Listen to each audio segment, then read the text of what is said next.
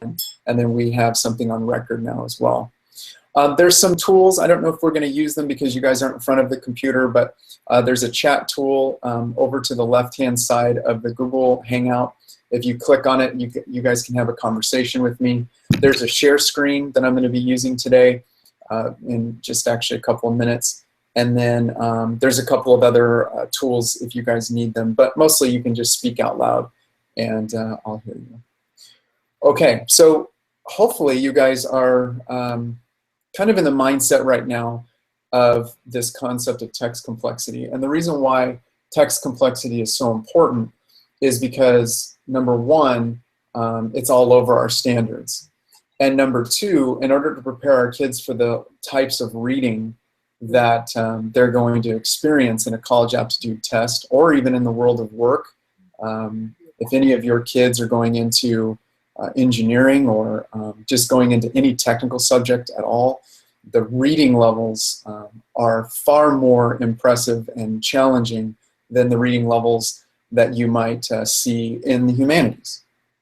As a matter of fact, if you guys, do you guys use Lexile as a measure? No. I don't, not at the high school, but all other levels. Okay. Yeah. Okay, well, I'm going to take 20 seconds. Lexile is a company and it's a measure. Lexile is the way many states use they use Lexile to tell teachers, students, parents, publishers how hard a book is to read, right? And so the danger with Lexile is it becomes the end all. It becomes the only thing that we look at as far as how challenging a text is. So I'm going to talk a little bit about Lexile today. If you're not comfortable with it, ask me clarifying questions. I think I have enough in the presentation to help. So I'll do my best. But text complexity is part of our standards and it's part of our where our kids go. And we know that the world of work, as well as science, math, and engineering, are going to present the most challenging texts that our students face. And all of us in our content read. Art can be read, as well as critiques in art and analysis in art. Music is definitely read. Mathematics, we read in math. We read all sorts of things in math, not only just the word problems and instructions, but also the steps and the process. And we read text structure in mathematics. And of course, it's obvious in language arts as well as humanities that you're going to be reading constantly. Our kids are asked to read every day in different ways. And one of the things that we want to keep in mind is, are we presenting challenging text to best prepare them for whatever they decide to do? Whether it is go right into the workforce, jump into some sort of career that they need just a couple of years of training, or going in to get a degree. If our kids can read complex texts, they're going to be fine. And one of the things I used to tell my kids, from the high school I came from, we were a low socioeconomic, very high population EL. And you know, some of my students aspired just to get a job. Just if I can just get a job, that'd be great. And I used to tell them that getting a job is great, and I think that's part of being a citizen. But I want you to be a manager of that job. I want you to own a shop. Instead of just being a mechanic, I want you to be an owner of a mechanic shop. So I always wanted to push them to another level. And in order to achieve that, they have to be good readers. They have to be good readers and they have to be good writers. So what does Literacy TA do then? Next slide here, and you guys can follow along. A couple of you jumped on. If you want to follow along, you can. The link to the, yes. Can you click on present so it's bigger? I don't know if you can do that in. I think so. What happens when I do that? Yeah, it's bigger. Thank you. I have 3 monitors, so I'm trying to figure out what you're seeing. Okay, so you see that? I don't see anything else now. I just see that. Okay. That's fine. We'll slide on the agenda. You can bring up the presentation as well, and then view it. Yeah. So actually, if you don't mind, I can talk a little bit about why I did this. In this presentation, I'm not only going to talk to you about text complexity, but I'm also going to talk to you about how you can use technology to enhance learning and support your individual learners in your classroom. So look at the power of what I've just done. All I needed was your email, and I was able to give you a document. And on that document, I have links to all different sorts of things, to websites, to a Google presentation. By simply changing my settings of my agenda and my presentation, I now empower you as, let's imagine for a second, my students, let's say you're in my classroom, to now follow along. So if I go too quickly, or they need to review something, or they like to build schema and move ahead of you just for a couple of slides to see where this is headed, think about how this empowers students if they had computers either at a table, one computer per 4 or 5 kids, or a computer per student. Now, kids have, instead of, when you walk over to your keyboard and you press the infamous arrow to advance your slide, and they're like, wait, no! Imagine now having them all have this in front of them, you math teachers, science teachers, history teachers, English teachers, all of you who use PowerPoint. Imagine now they have some control over the pace.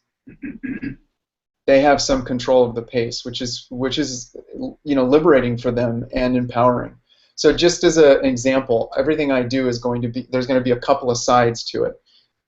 One, I want you to have a clear agenda. Two, I want to show you a classroom practice that works really, really well, and it's used with Google. Very simple to do.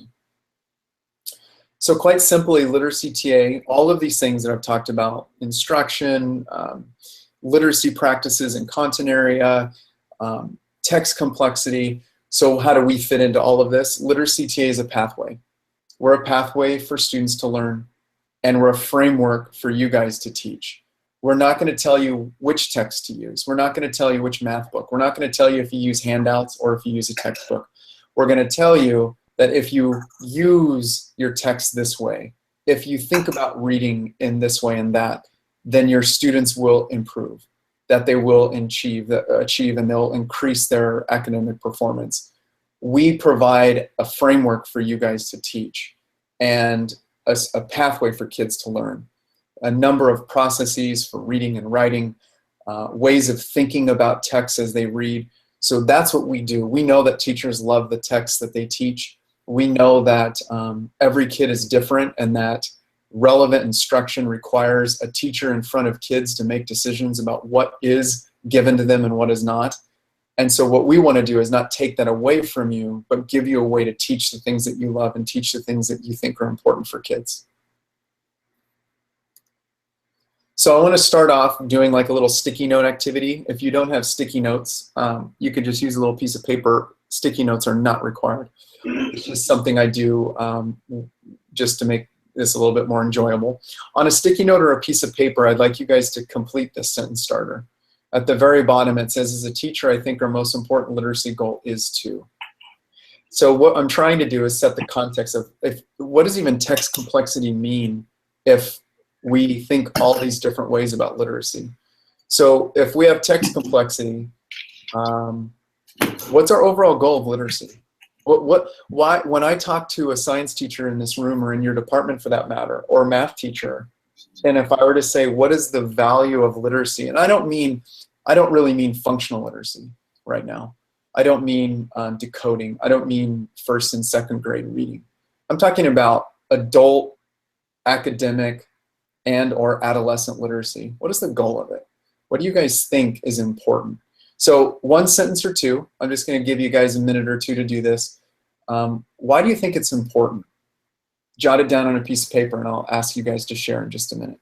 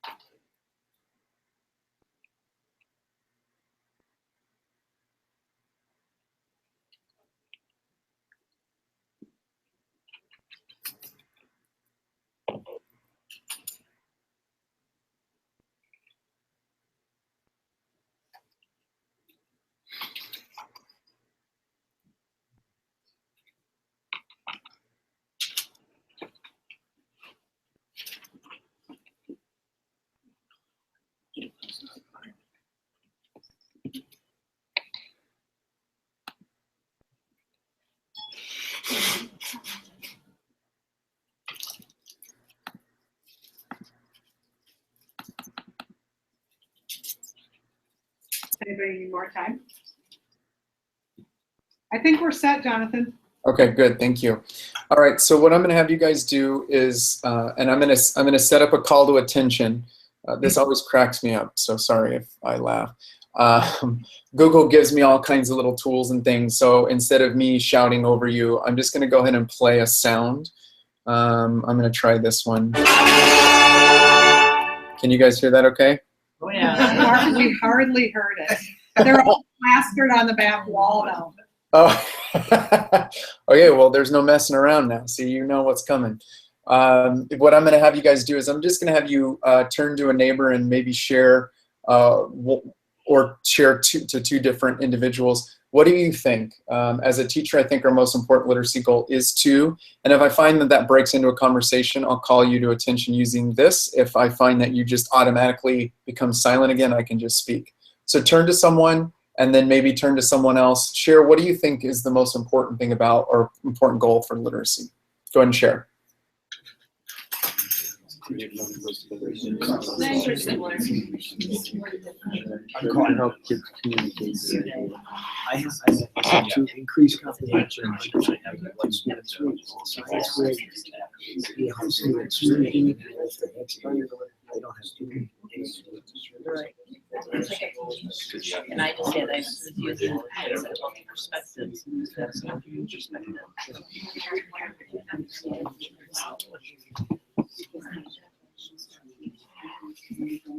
Yeah. Well, I just come on with what we had been talking about earlier. Increase comprehension. Understanding.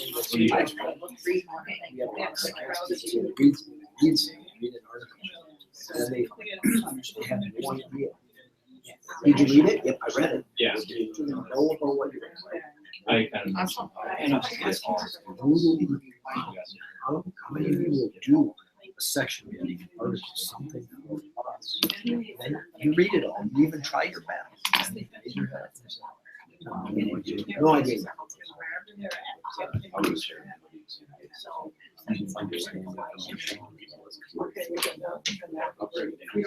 Yeah.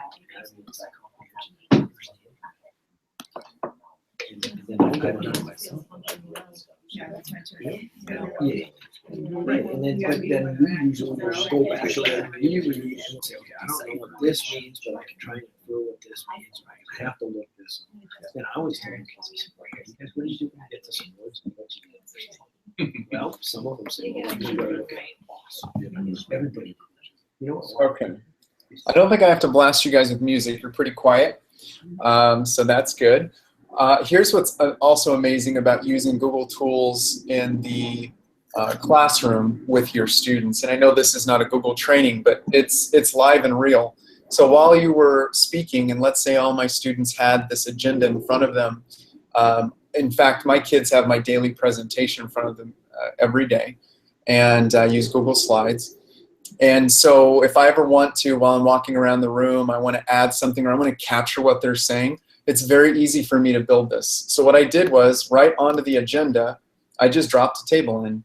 And I put the same sentence starter in. I think our most important literacy goal is to. And now that you've had an opportunity to test your idea out and hear someone else's ideas, I want you guys to fill in what you have written on your piece of paper. So you're going to write your content area. So this would be science, for example. And then what does science believe that is the most important literacy goal? And this isn't about being right or wrong, and there's no one I'm going to call out. This is just for us to kind of capture. And it's also going to help me direct what I say in the middle part of this presentation. But it's also to demonstrate how flexible and responsive we can be with technology.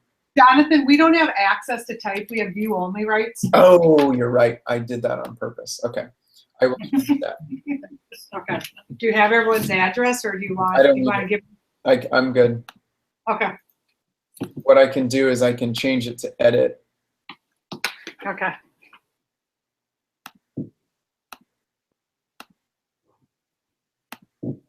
You may have to refresh, or you can just try typing in.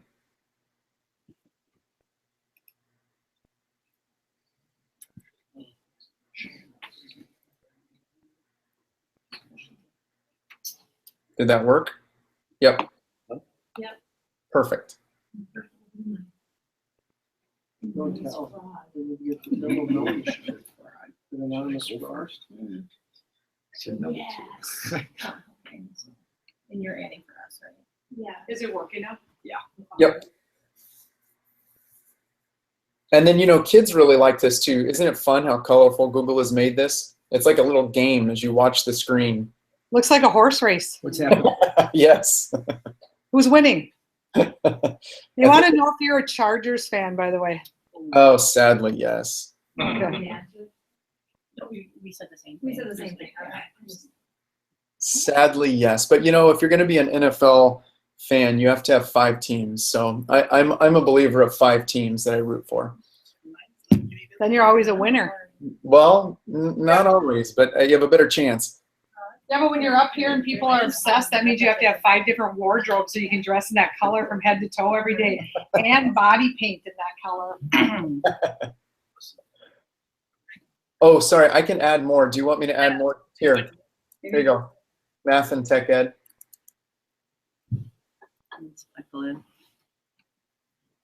I didn't mean to exclude you. Yep.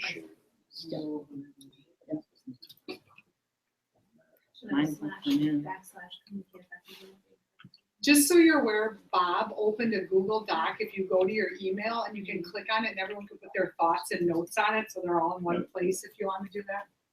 But you have to have 2 screens open. Can't get into As soon as you're done with this, you can go to that. that maybe there. Yeah, or we can, I can open up a new doc, or we can just run it off this agenda too, Wendy. It's totally up to what the group wants. Okay. These pages are endless, so we can just keep adding. Okay.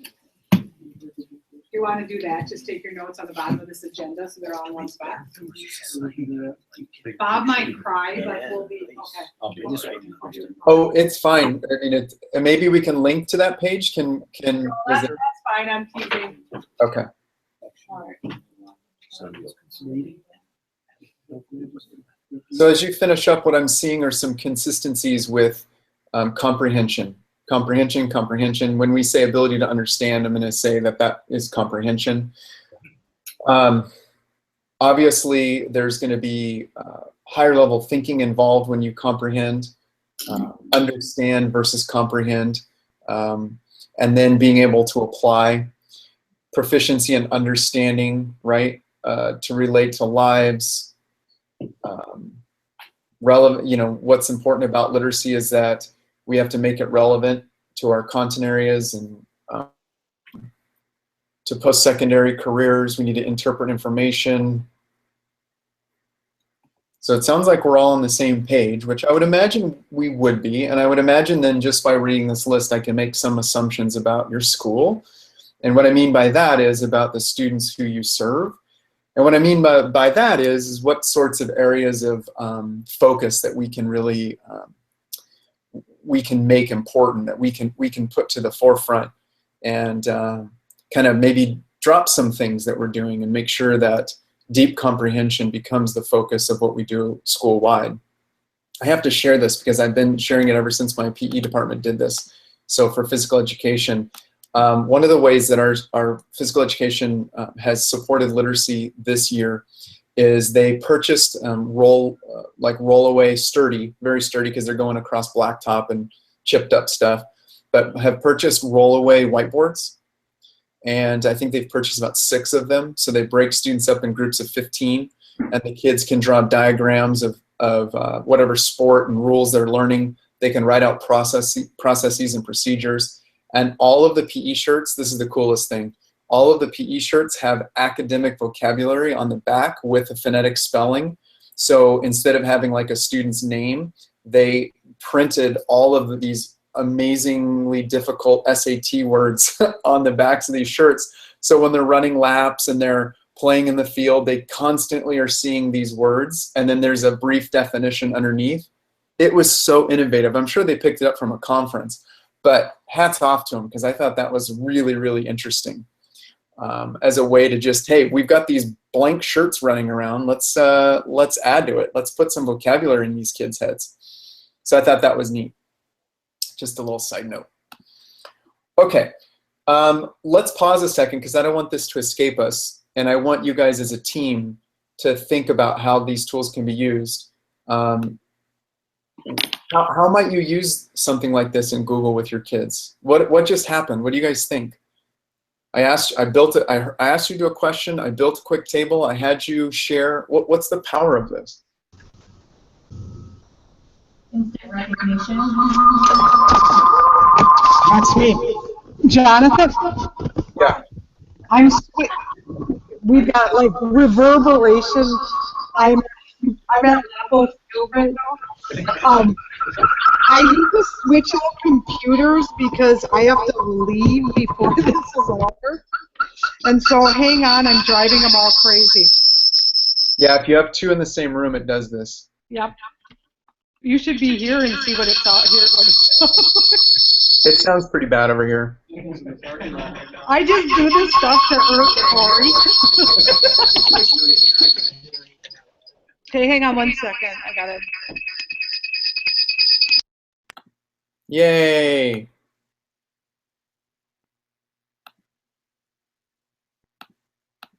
Can you hear me?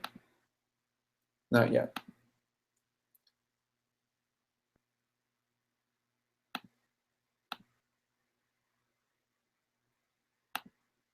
Or maybe you can.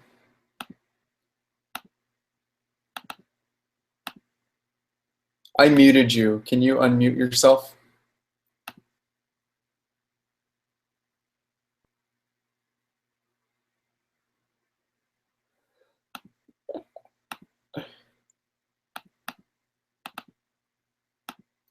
Da-da-da.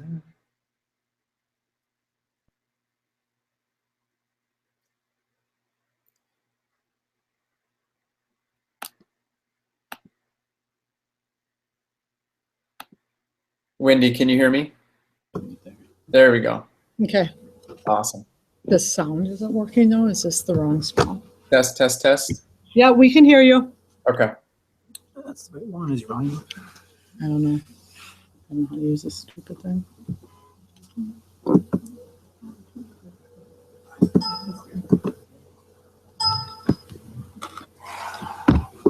You can talk with them. They'll hear you. It's just we just have to get the speaker on. Oh, okay. So sorry, there was someone who was speaking about what the power of this, how you might use it with kids, what's important about doing something like this with Google Apps with your kids. Instant feedback and participation, engagement of the kids. They know that they're being held accountable in front of the entire class. Yeah, accountability and engagement, awesome. Other ideas? I think the spontaneity of brainstorming and getting a lot out there that people can see. Good, spontaneous brainstorm, good. Quick collaboration. A record, right? They can go back, look at it, review it.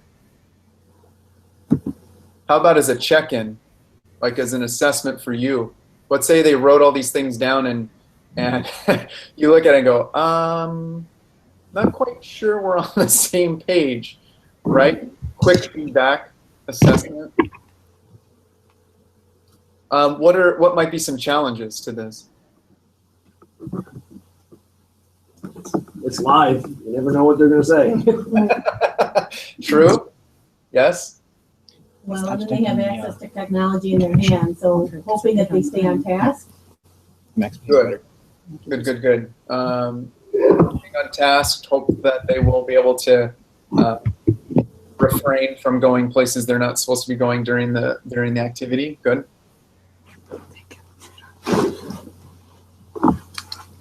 Okay. Excellent.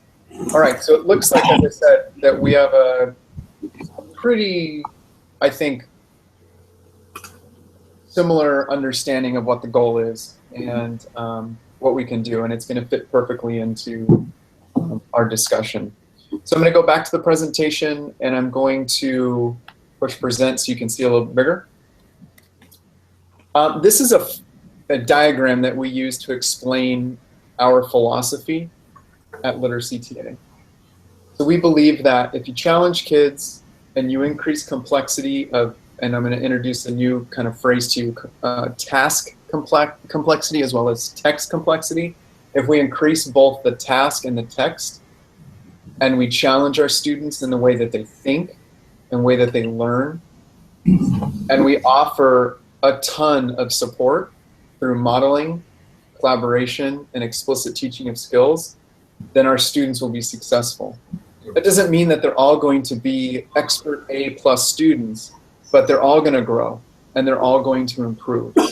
If we constantly challenge them, we believe that they will meet our expectations. But I've seen so often that expectations exist without any support. It's like, oh, I got back from this conference, this is great. I'm going to now give my kids all this reading and all this work. There's a difference between giving kids a bunch of work to do and expecting kids to think at high levels.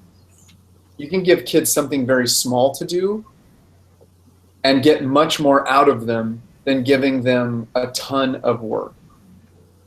So as we move forward, think about, how can I challenge my students? How can I increase the task complexity, but then at the same time support them? And I'm going to make a small argument here about support.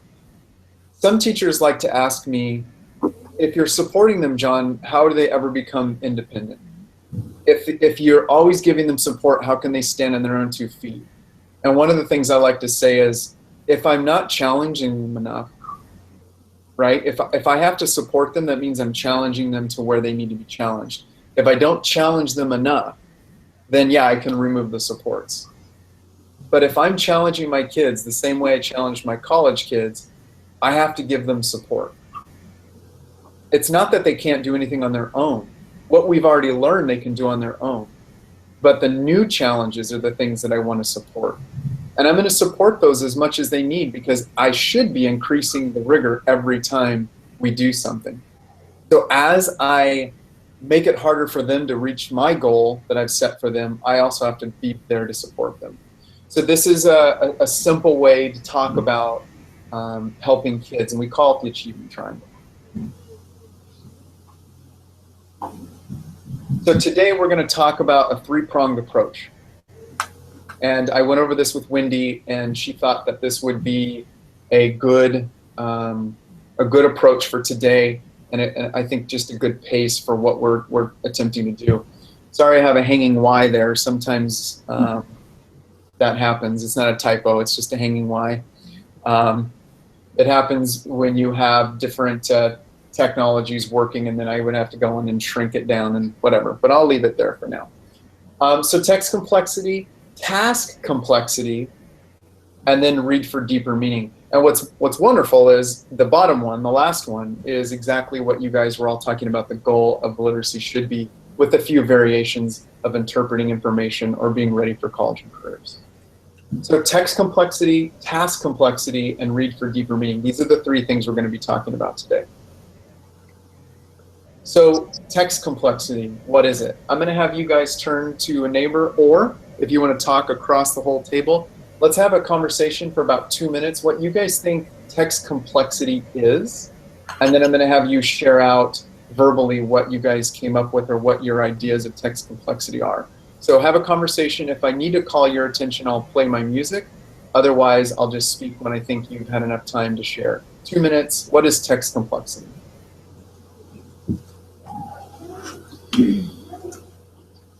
My sophomore is will be low text complex. Right. That's their answer. So explain to me how big really for us it's understanding a different language to get well small, because thank you. literally there's terminology you might never hear down in Well, and I think it's our moving area beyond or our in manuals textbooks that makes it and difficult for finding you to other pieces understand. that might It's vary not just in words, in but complexity. how they're strung together. So that we're not teaching just a textbook, but adding other things. And I had a making friend, more a real foreign world exchange student, I experience. should say. Well, I think in the in science Germany, world, it's a they lot of literally vocab in their the language, words that they won't even understand the technical are words. literally foreign language. It's what They won't know it. So some of the It's quite complexity is interesting. reading Read science, German what prints they're and they reading. use They, it. I don't like know what I said, it's is I just need them to understand what they'll read an entire section. And But you're German. what they're supposed to Yeah. read out. But so there Now, is some kind of of them like don't put much in, and that's what I don't get much out, but even the ones that are trying to do, Yeah, I would. So I think complexity also has to do with some of the content. How familiar they are with what they're reading. Yeah. Well, I was saying, reading a textbook, or at least reading science fiction, isn't like reading outdoor life. It's not exactly the same. You have to look at it differently. I think we have to try to keep it as real as possible and pull that reality, those real life examples, and then be able to apply it and be able to break it down so you're studying something very complex. Because in real life, you have to be able to. Exactly. Trying to make it meaningful. And then Why would I need to break be? it down and make doing it that on the meaningful. board, What am I gonna need? That's the Why do biggest I need to question. learn this? Bring up different meanings. If we start You know, with it's something that's applicable, then I can board question it. today, like when we talked about blood plasma, we talked about your electricity. You know, One another is state the of matter. meaning that the author's trying to convey, you know, so whatever. But it they is, automatically that think of blood. anything. Yeah, see, and you're very much different than what, when we look at a technical, document, you have to understand the formulas or what we're looking at in science, and you're gonna look at reading different, what did they mean by this? Well, most science people aren't that deep, we just have the facts right out there. You still need to do that too, you just have the added complexity of vocabulary. Right, So it's a you do the different same type of exact thing we do. analysis, yes, definitely. Actually, learning literacy in the content areas is more meaningful to kids because in ELA, it's generic work and they don't always buy into that. So it's, you have a better shot of them applying those literacy skills when it's in a content area. So let's have, since Wendy kind of drew everyone into a single spot, let's now share. I heard some of the comments, but what are some things that are kind of on top of mind for you? Ideas that all of us can learn from. Like, I love the conversation with English and humanities and science. Boy, are they different.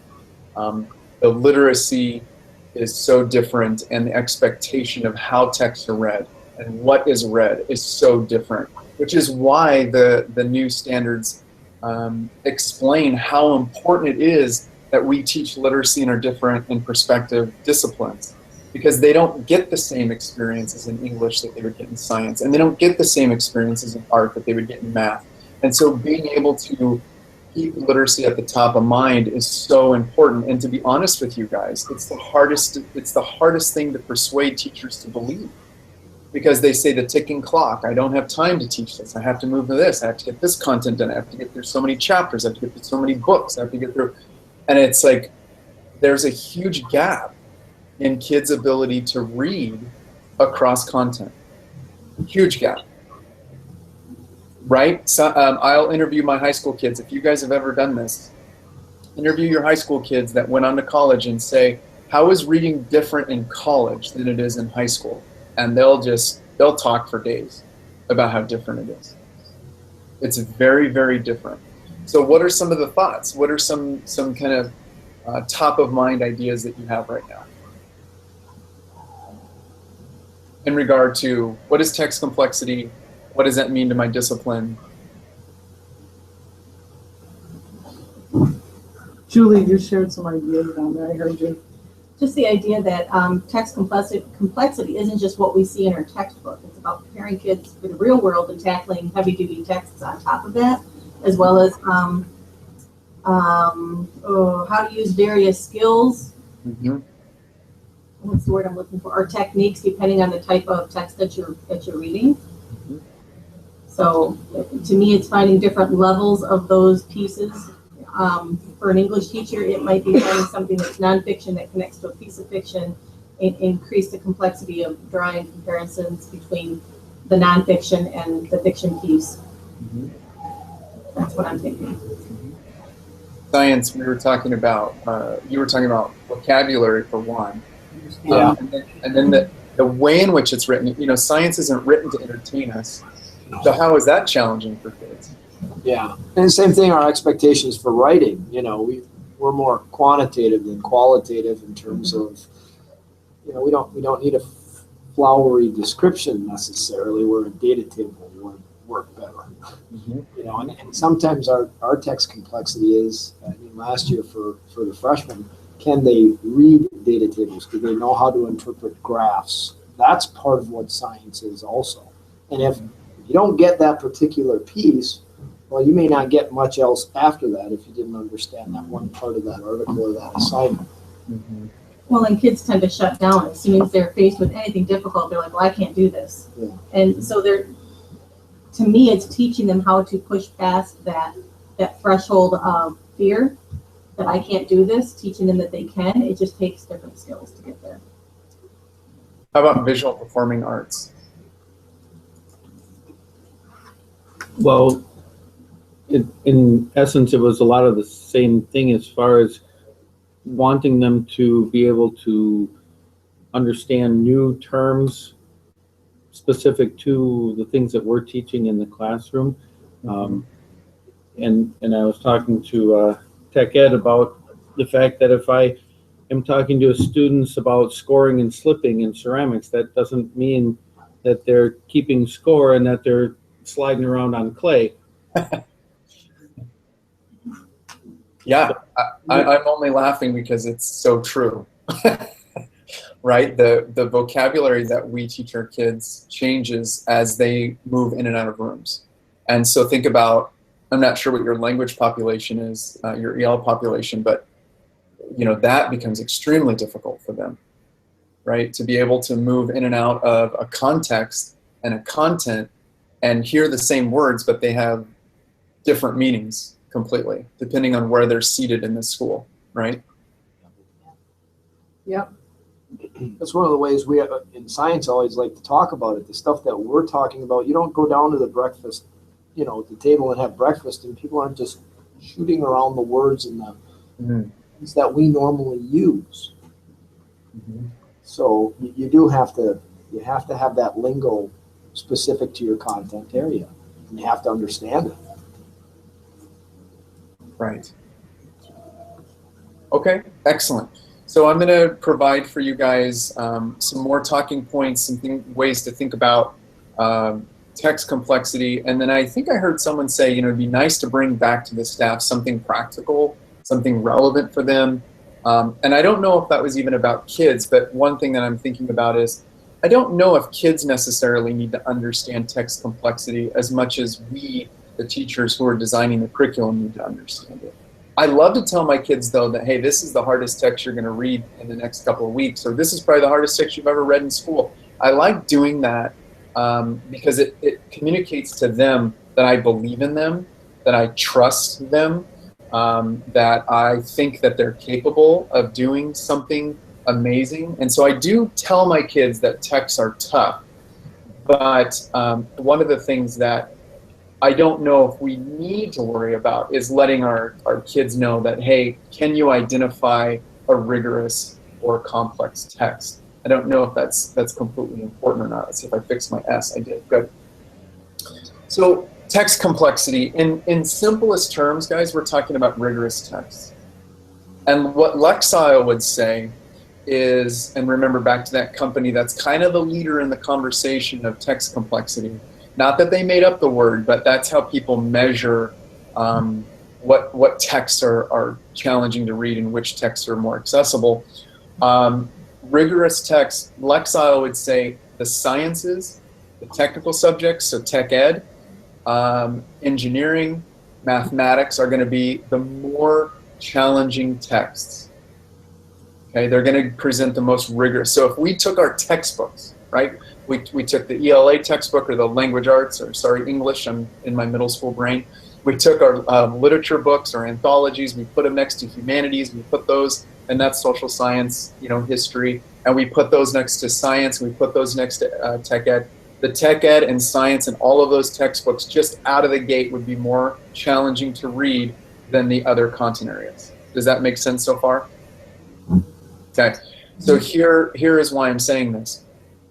One of the things that English teachers and history teachers can do to support this is that we have to bounce out of our textbooks, as it was mentioned earlier at the table, and present students with other types of texts. And I'm going to talk about that as well. And in science, we need to be able to bring in scientific text articles, maybe even sample lab reports that present a different type of writing than just pure informational, procedural, and get kids exposure to reading those types of texts. We can have lots of conversation. I'm going to give you something more practical than what I'm talking about. But what I want to do is get you to understand, or feel confident, I should say, in the fact that you guys are presenting rigorous texts, but we need to keep in mind that there are some that are more rigorous than others. And then our instinct, and maybe this is not true of this group, but our instinct as teachers is to take a rigorous text and break it down for kids. I'm going to let that sink in a second, and then I'm going to give you an example. We take rigorous texts and we break them down for kids. And we use the phrase kid-friendly. We say we want to make it kid-friendly. The problem with that is they don't get anyone making anything kid-friendly for them when they have to take college aptitude tests, when they have to take college entrance exams, when they have to take college exams. No one makes anything kid-friendly. So instead of us thinking about how we can make something kid-friendly, we might want to talk about, number one, is this appropriate? Because there's some texts that are not appropriate, right?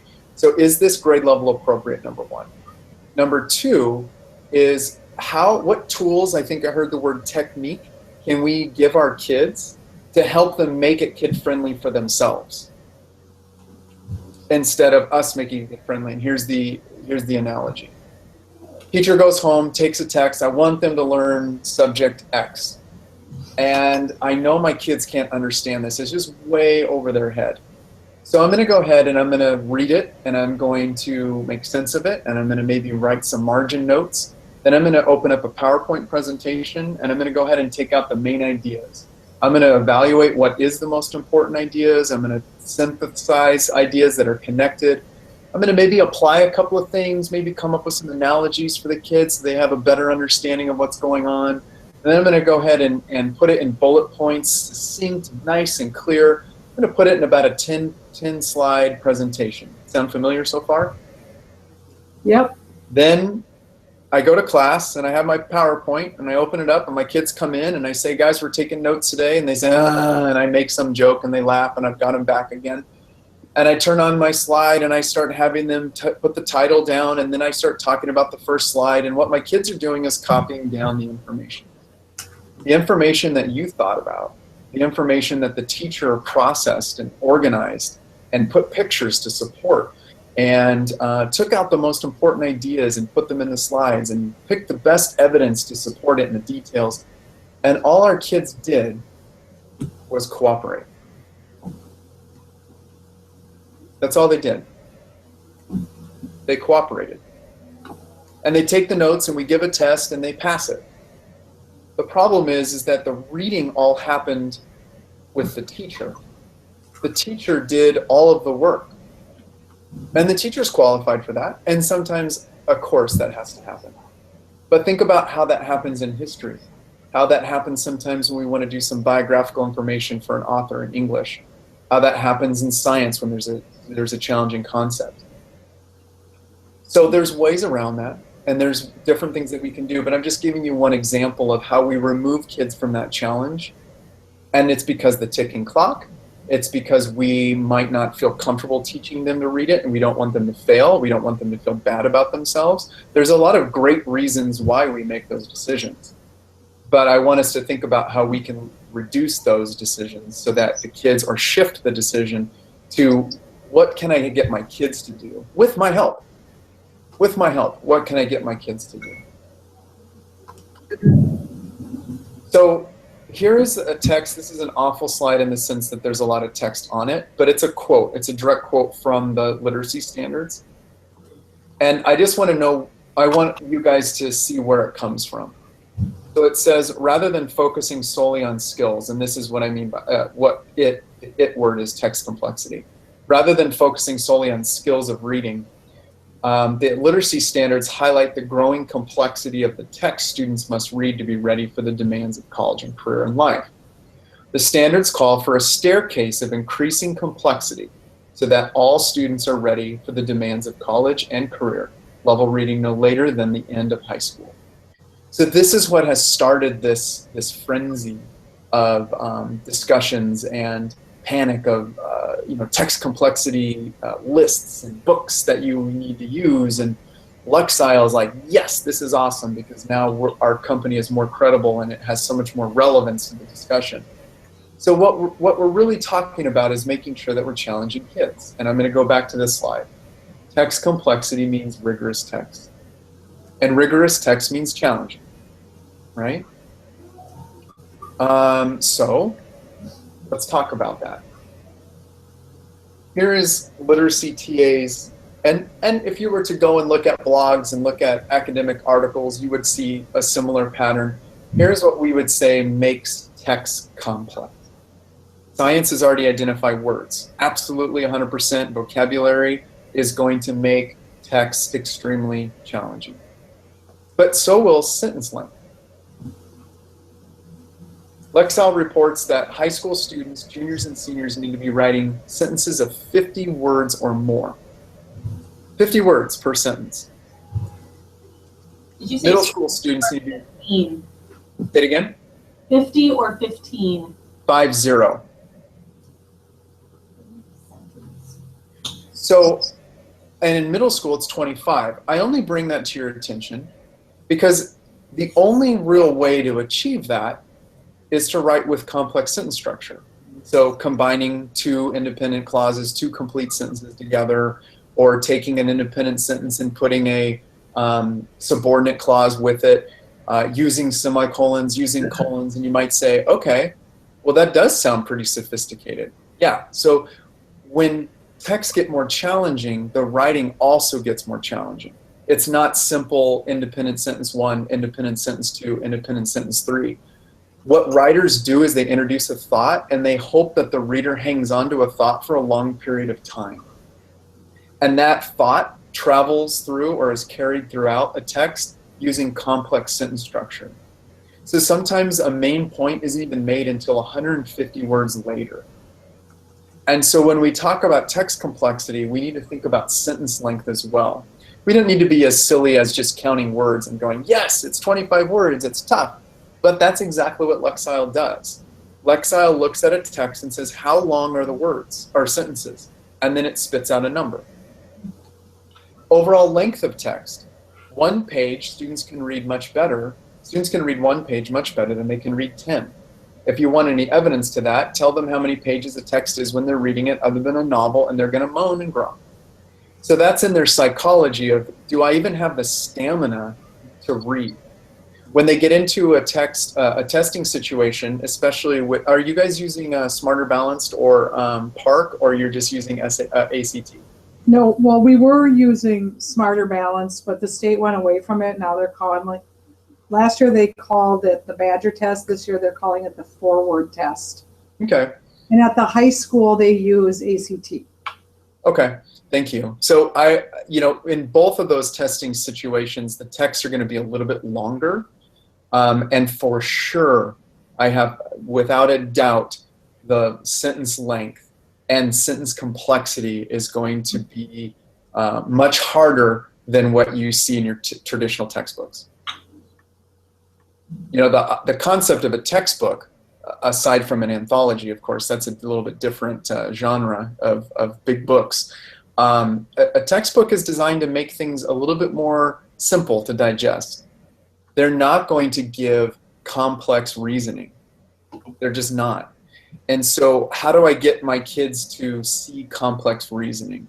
Well, I've got to get into articles. I've got to get a look at science articles. I have to look, as a humanities teacher or a social science or a history teacher, I have to look at primary documents. I've got to go back and look at what our philosophers have said. I want to look at what speeches presidents have made. This is where you follow a line of logic for a long period of time and through extremely complex sentences. In some ways, this is a relief to me because I say, at least I have something definable. At least text complexity can be boiled down to something concrete. It's not this weird abstract thing that only people who write book lists understand. It's really, in the text itself, it's these two, words and sentence length. You see how I've created this kind of generic looking piece of paper? And then on the outside is overall length. How long is this text? And then The biggest one that Lexile does not account for, see it up at the top, prior knowledge. So I'm going to make an argument that even with difficult words and long sentences and multiple pages, students can understand much more if they're reading about Facebook, or if they're reading about cyberbullying, or if they're reading about school uniforms. You can bring in extremely difficult text structure to the kids and have that topic, and their comprehension is going to be decent. You switch the topic and you give them something they're not very familiar with, and everything becomes dependent. The words now have no context. They don't know how to make meaning of words they don't know because they don't know the subject. Sentence length gets them confused because it takes them down these long ideas that they've never explored before. We talked about dinner table discussions. Move them outside of a dinner table discussion topic and the text becomes extremely difficult. Is that making sense? So even though we want to bring in relevant text for kids to have fun with their reading, we also need to bring in text that can be equally fun once they understand it. I've always thought that when you talk about relevant text, what's relevant to kids, and you bring in something fun for them, well, college professors don't care if their texts are fun. College professors don't look at a text and say, I really hope my students enjoy this.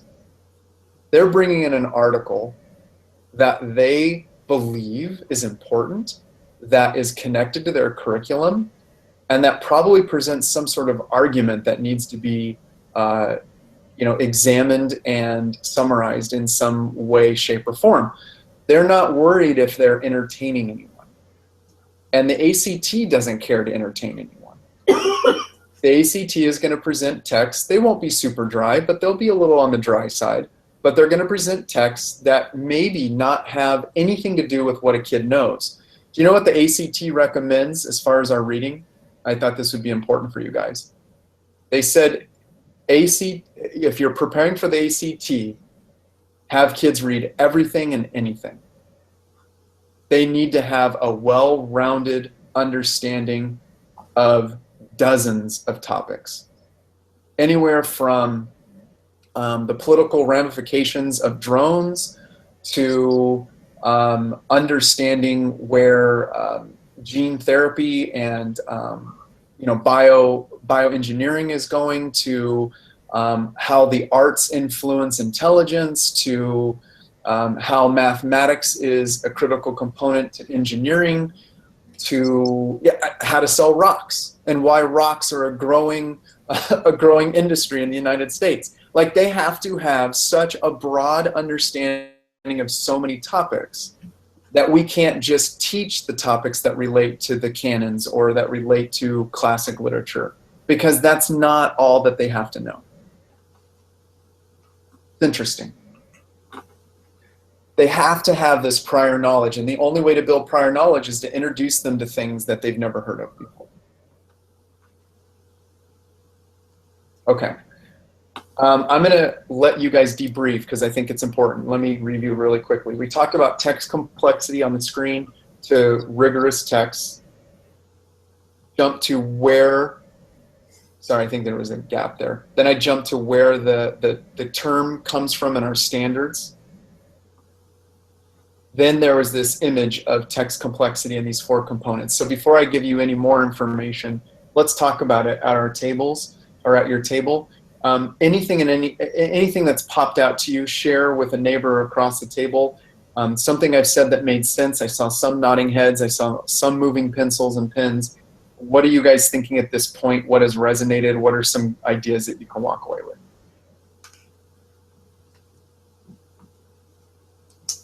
At your tables.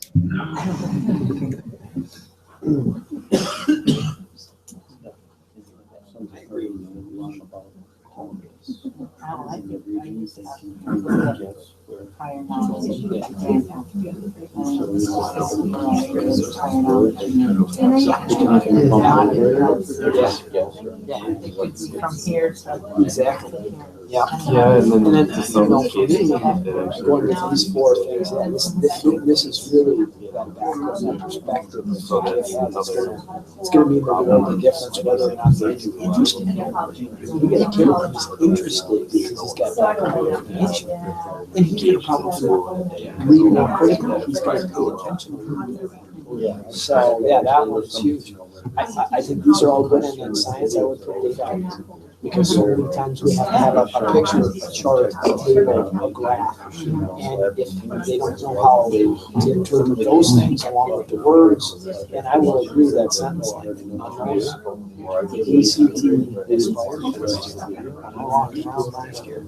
There are kids that get to one of those questions, you can just physically see it just shut down, go down. That's kind of like the instructions to Forget it, I'm not gonna read all of that, I'm not gonna live that hard. They go, oh yeah, they look at these pictures. I am, Yeah, they took this up. in my world of work class, by the program, we asked the kids to write 10 They sentences. miss those details and they're breaking. It's tough. That's okay. And maybe I shouldn't say this, but I always think that guys want me to. That's why I love instructions. I want you to just Hired sit. some people who What? do it. I think that's the minimal of all the practice, so that we know how to rearrange this. If you're uncomfortable, I'm thinking doing less isn't gonna help. We should probably do some. But then I So, I mean, that's not, I guess I could. You got the big, you have to do sometimes. Spending the time. taking Oh my time gosh, I'm forbid I have to You do have this. whole stuff. I guess, yeah. Analyze it a Ah. little bit And I go to the sporting stuff. more. You guys are passionate. Is your coach ever gonna say, That you know, doesn't normally happen. to increase your percentage at the gym, you should do this. Practice level. So And I bet you that'll make you like so much time. But do the kids want it? Do they wanna take the time to Read it read? faster and understand it. And then I guess too was prior knowledge too, is, you know, you kind of. There's always the same much stronger. I know, are they giving you some prior knowledge at grades below? This is And actually I making me just think think, how because one of my I biggest could hurts put is together I need middle school some passes sort of get done. check sheet. Okay, so now you're sending these kids up here that As they're don't working have on prior it, knowledge. I could. And yet, we have to. And then I just. Did this kid get what he was? Yeah, this is getting- I'm gonna be selfish and I'm gonna talk about science, which I can feel. Did they get the life science basics in seventh grade? Did they get the earth science in eighth grade? Did they get the physics in sixth grade? Do they know some of that stuff? And if a kid does know, they leave some knowledge and have somebody else. And then when we ask them to do some independent reading to try and get that background information, what? We're very used to getting an idea. Please do. I get it. Yep, it's gonna be a page and a half or 2 pages. Wow. I really am working hard to read it, but when they don't read it, I think for my biology kids, it's like 74 And then they kids. took T, and then I read that. 7, that's less than that couple pages to get ready to talk about something right now. You know. Not for me, it's like a rarely spell. Me too. That's why I went in that.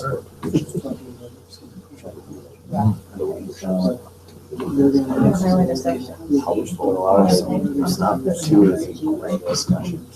Level of engagement in the content too.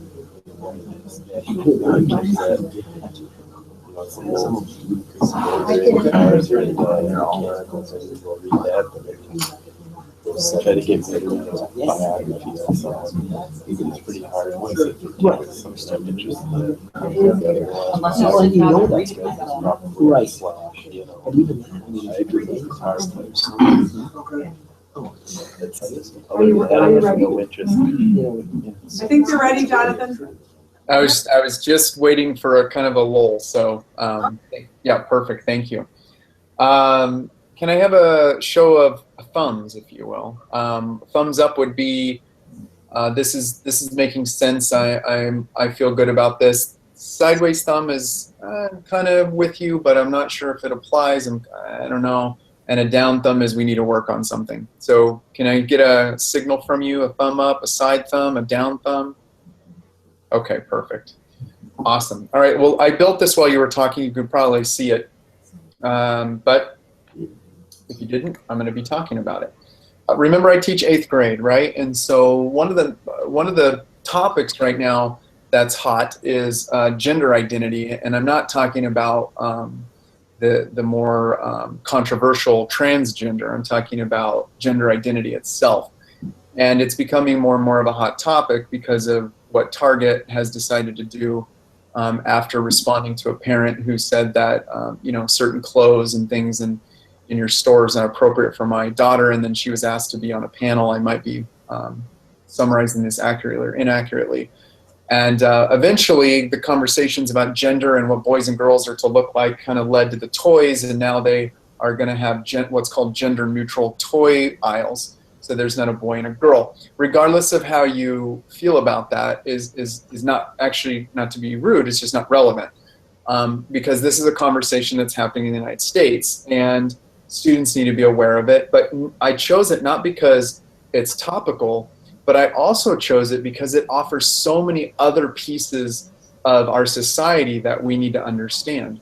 So instead of me explaining what gender identity was, I showed them a couple of commercials during primetime cartoons. So Saturday mornings, 3 o'clock in the afternoon, I showed some commercials of boy and girl toys. And they analyzed, so they were learning analysis skills. The text was the commercial. Okay, so my understanding of text, and I hope yours is too, is expanded beyond print. It's expanded beyond paragraphs. A text in PE is the teacher demonstrating how to do something. A text in mathematics is the notes. A text in science is a lab demonstration. These are all texts. They're just not the traditional ones you get off of a shelf or print off of a computer, but they're all texts. Watching someone in art create something, whether it be a 3D design or on paper, is a text. So I brought in a text. I brought in a couple of commercials.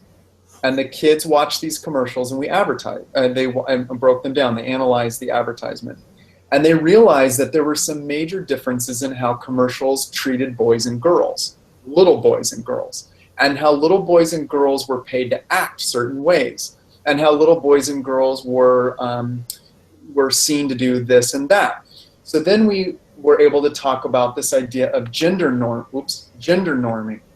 So the idea that society creates norms for both sides, boys and girls, and that these norms are societal expectations. Look at the vocabulary that they're being exposed to, and look at the deeper conversations that we can have. Watch what happens. Once we identify gender norms, the bottom right-hand corner, and societal expectations, we can now talk about why certain boys and girls follow gender roles. Now, gender roles can only be in place if they are monitored, and society monitors those roles. And then I started talking about bullying and how if someone doesn't fit into a certain gender role, like if I started to come to school wearing something as a teacher that didn't fit what boy teacher should look like, a couple of my colleagues would pick on me.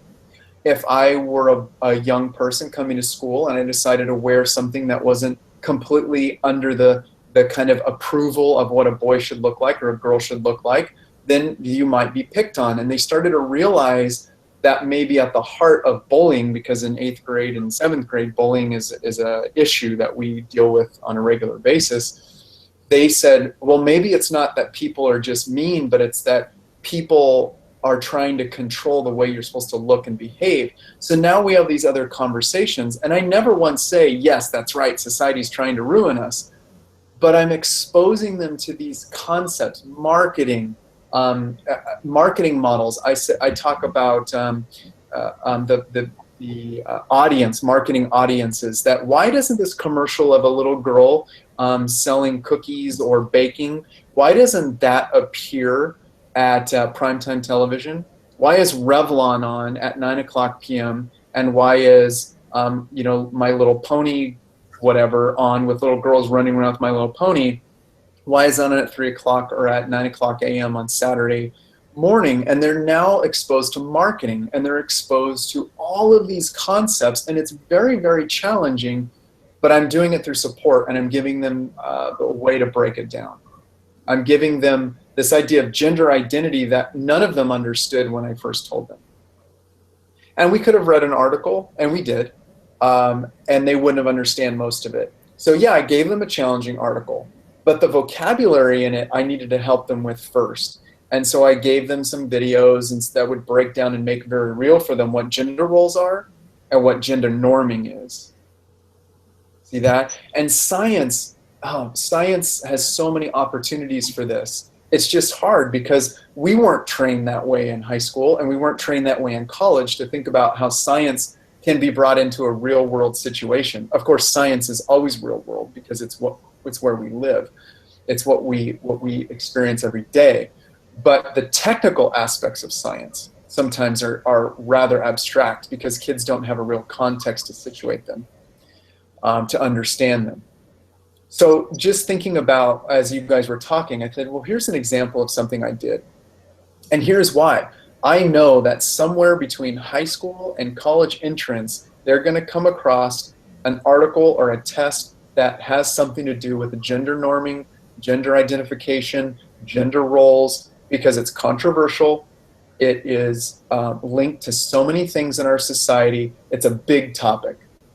So maybe that's something we can think about over here. When we talk about prior knowledge, back a slide, maybe we need to think about what are the big topics.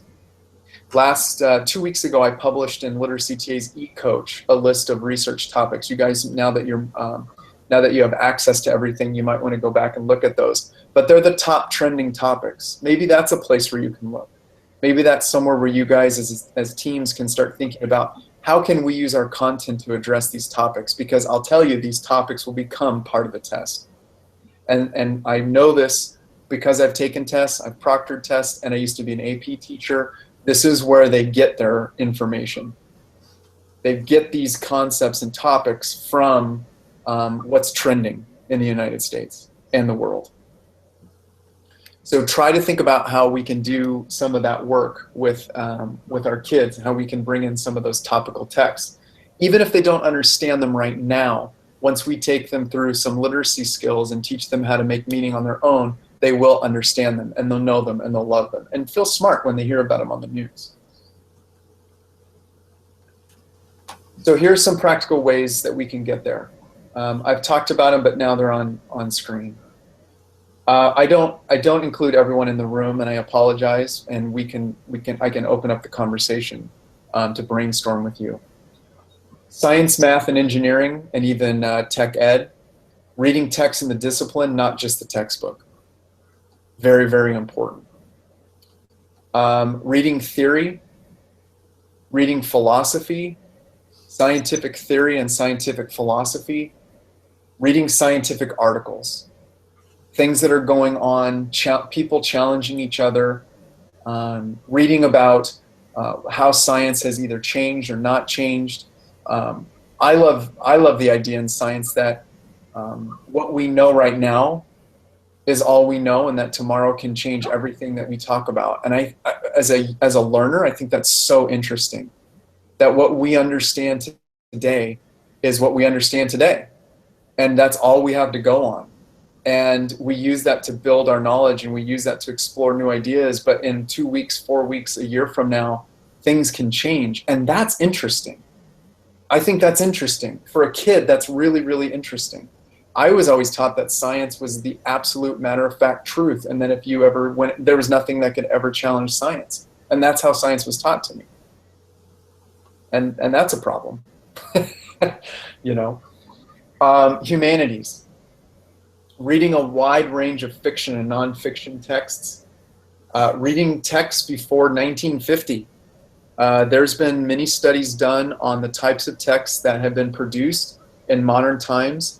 Lexile is lower, vocabulary is lower, the complexity of thought, and almost all of reasoning isn't used much anymore in our daily communication. So texts before 1950, nonfiction texts would be a good jumping off point, where you can bring in some texts that are a little bit more sophisticated.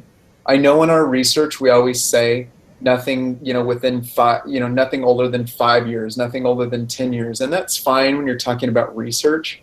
But when we're talking about bringing text in for kids to increase text complexity, we might want to look at some different eras. We might want to look at some different time periods. And for history, you guys are always doing this with your primary documents. Keep reading those primary documents. They're very, very important for kids and for their learning. And then, of course, speeches. What I'd like you guys to do at your table is talk about what texts are you currently reading with your kids. Anything outside of the textbook, and if you don't, it's okay if you don't have any. This is just for exploration and to model for what you can do with your staff and your departments. What are some texts that you read outside of your common texts that you have, your classroom sets? And then I'll ask for you guys to share. What are some things that you guys read?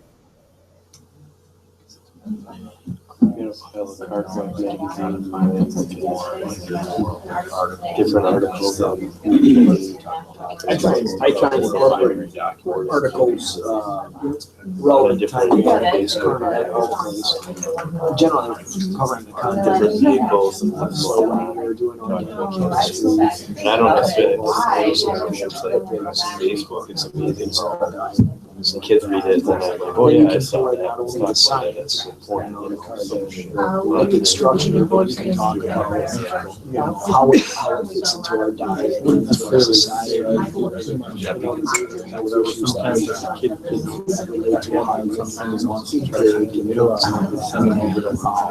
I try and do something that's really start looking at. I don't read about a little bit more, and then just have them do things like, well, what did you understand? What questions did you For me, vocab it's did you understand? It's hard to say it's so many different areas. Questions. Kind of focus on This is what I think between welding and auto. Auto kind of covers welding. They didn't understand. More in the auto, auto covers all the different areas. But I don't have. Really with the freshmen, they don't do a lot of supplemental reading. The sophomore level biology is a bit more. And come in and they come in and I already know. Read it. I have no idea what Mr. Hudson had us do this thing. We're gonna read it first. Just the kids are worried. I say, if I can do questions, right? Read question one, they stand, they answer, they don't, and then they read this, they read this, they read this, they read 3 words on either side of that number or that fact, and then we'll get it. They do that, it's like you said, different kind of, that's, Right, what is the quickest way for me to get through this and get the right answer? Not to read to understand. And I never, not with the biologists, not with you, I mean, give them any activity until they've had sufficient time to read. And after a while, they just get used to it, okay, settle in. Yeah, it still is too. And I really try 10 to minutes of silence is hard to make. on that. And that's I gotta take the article and different here. Why does Johnny like this one and Bob likes this person? They both can be valid. It's trying to be current events. More important than just as valid as maybe they're more concerned. Maybe they're both. So it's interesting.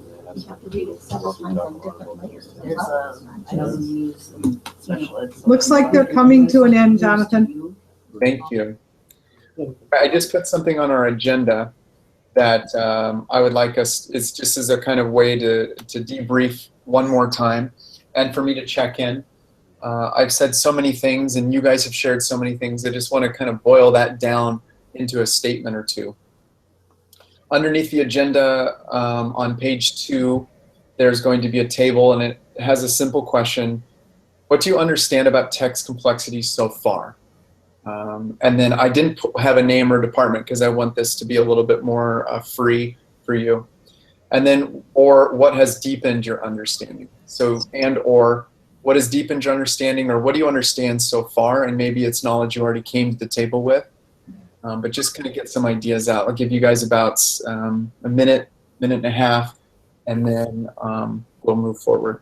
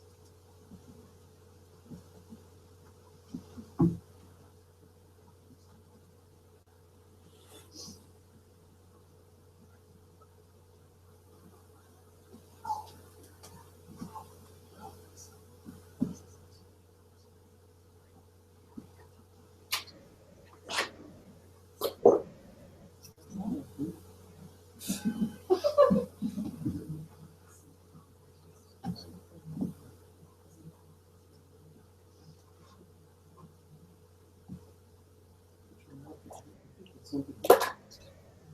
Nope. Yeah. That one great. Distracted. I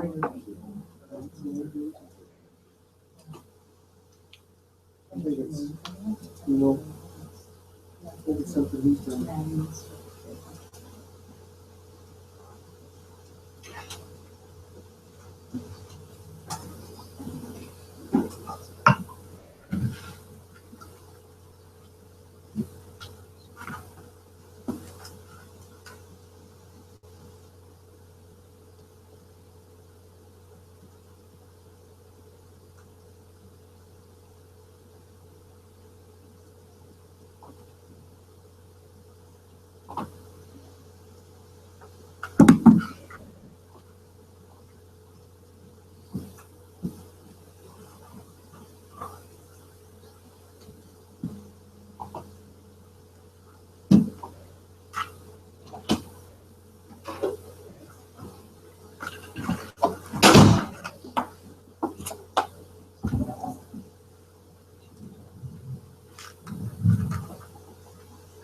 You guys probably need a break, right? I'm working to the bone here. Wendy, would that be appropriate? Absolutely. You're just running my style of workshop. Never stop and keep going till they out off a chair. Yeah, I forgot. I'm like, I guess I should give a break. That would be great. What do you want to give them? You tell me. Well, I know you still have to get them in the tool yet, and we have to be done by 3:30. So can we do 5 minutes and get back? Okay. Yeah. Jonathan, just so you're aware, I have to sneak out to go to an elementary school for a 3:30 meeting that I couldn't change. Okay. So Corey and Matt will be here to close up things and say farewells, and then I will see you on the 30th when you present the Lit TA tool to the entire high school staff. Yep. And that's at 8:30 Central Standard Time. Say it went 3:30? 8:30. Okay. It was good. Yeah. Hey, Jonathan, quick question during break. Your icons on the top, those all show us as anonymous individuals. Is that something you've arranged? Because No, it's just. it's just Google. So even though I'm logged in, it doesn't show that what I'm typing. Yeah, because But it does, like, if I share it back with you, I can see what you're Well, I can see when I'm in there. Yeah. But he doesn't have our emails in there. oh yeah. Okay. We had fun with this, but I would bring class. Yeah, that was fun. You just want to We be. spent so much time figuring out what we worked on. Because he owns the document on them, He whatever. owns the document and because he shared it, but it's not, we're not specific emails were shared with him. And so he didn't have our specific emails to share it with us, we were sharing it with other friends. Okay, so he shared He shared it with Wendy, but he shared it with Wendy. us. What's that? Oh, quick. What do you want to I be? wanna be the The hedgehog. I want to be the anonymous plat. The anonymous plat. Email at Rachel Peppers. What's the temperature in San Diego, Jonathan? It's about 78 today. It's a little cooler. Ah, well, it's about 71 here, so we're unseasonable. Yeah, we've had 95 to 100 for the last couple of weeks. Oh wow, is that unseasonable? Yeah, we have a warm October, November, December. I mean, it's not unusual for December 25th to be, 85, but getting in the 90s and the hundreds, that's a little ridiculous. But what's also crazy is that it's getting into the 90s at the beach, which is not normal. Okay. Oh wow. Yeah. Global warming.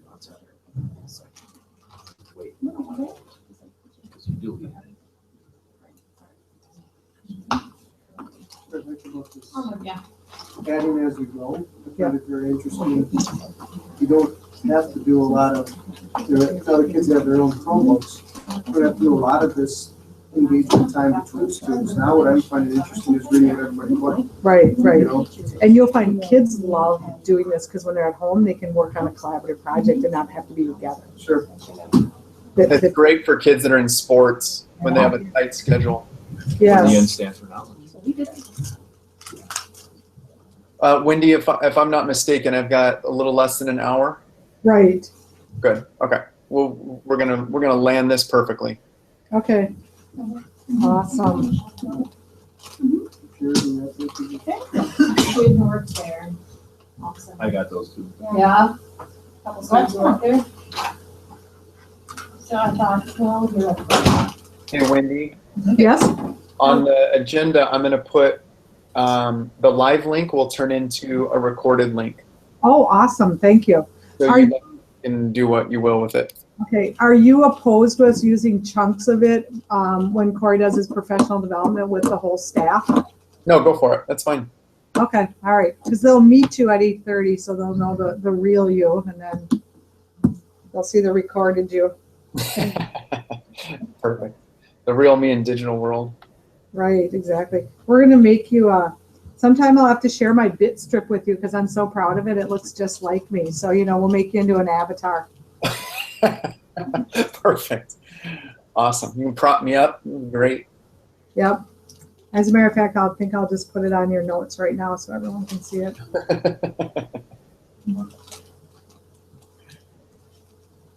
All right, where are they?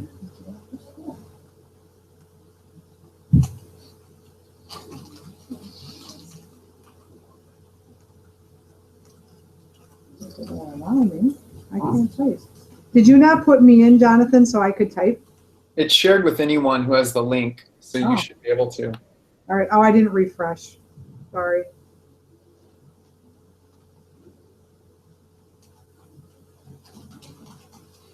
Oh, that's why we're anonymous. He shared a link and said anyone can edit it. He didn't share individual people. Got it. Good. What's whatever that is? AXOLOTI. What's that?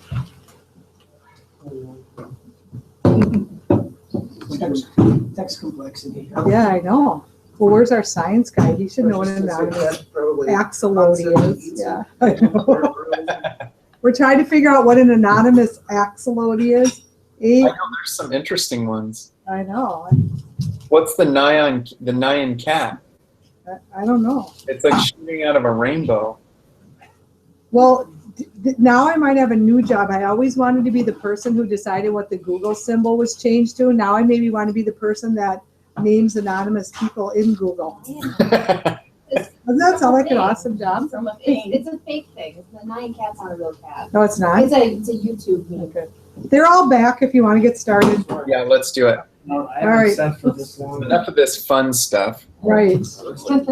I'm all about slave driving here. Lay, let's go. All right. right. One way that we're going to help you with all this, guys, is we have a text complexity meter.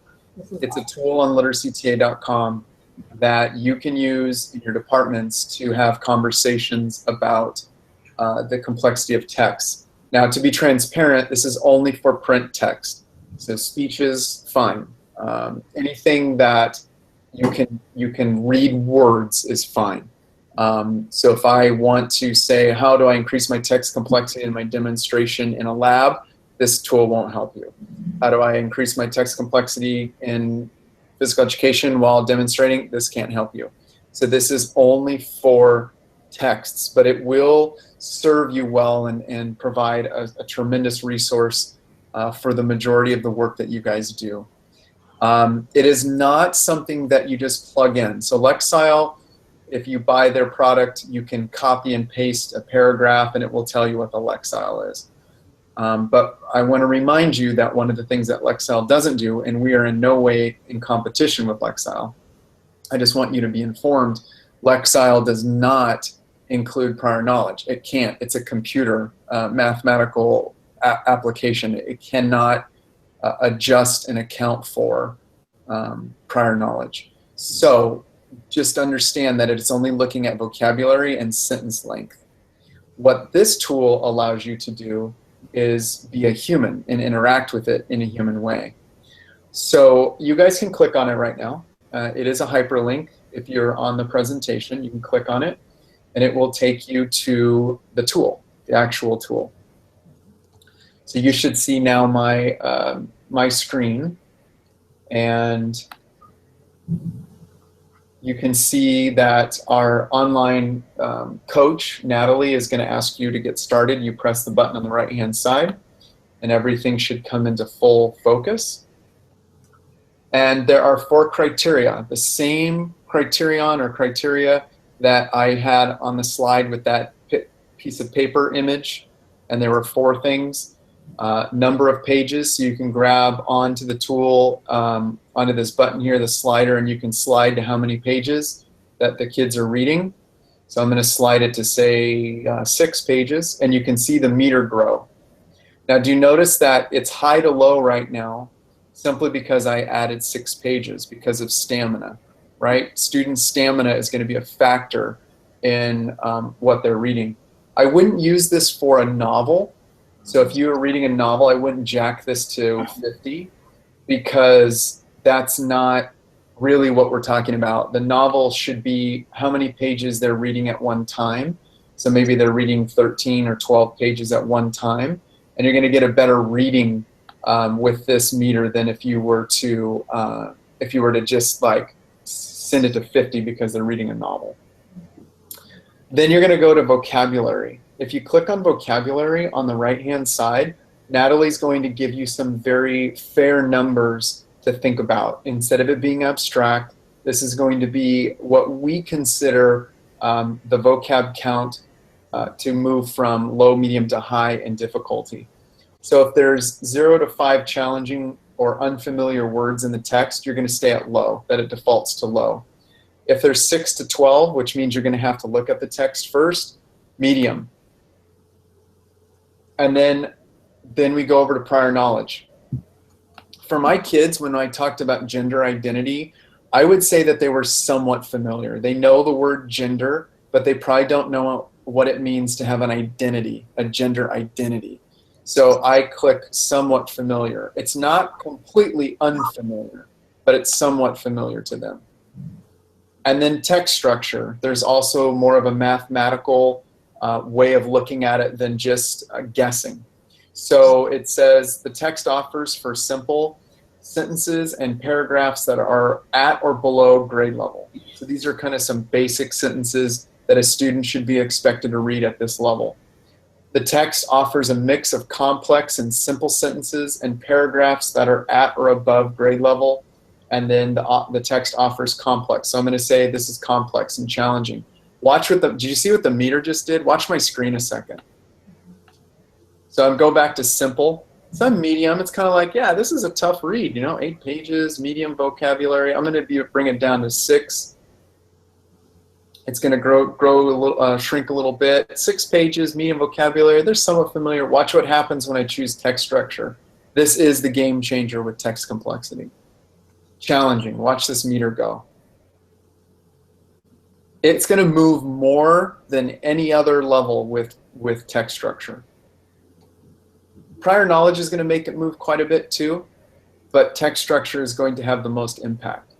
So John, then how do we make the determination? I mean, I can look at a piece and generalize and say, well, based on where my kids are, I can look at this and say this should be a medium level text for them. What about someone, let's say that they're looking at it and to them they're thinking, well, this is easy, but to their students, it's going to blow them out of the water. Great question. That's what it's. There's not really a good answer to it, but I'm going to try my best here. Because we're using the word grade level appropriate, there is some assumption that you're going to know what your grade level students should be able to handle.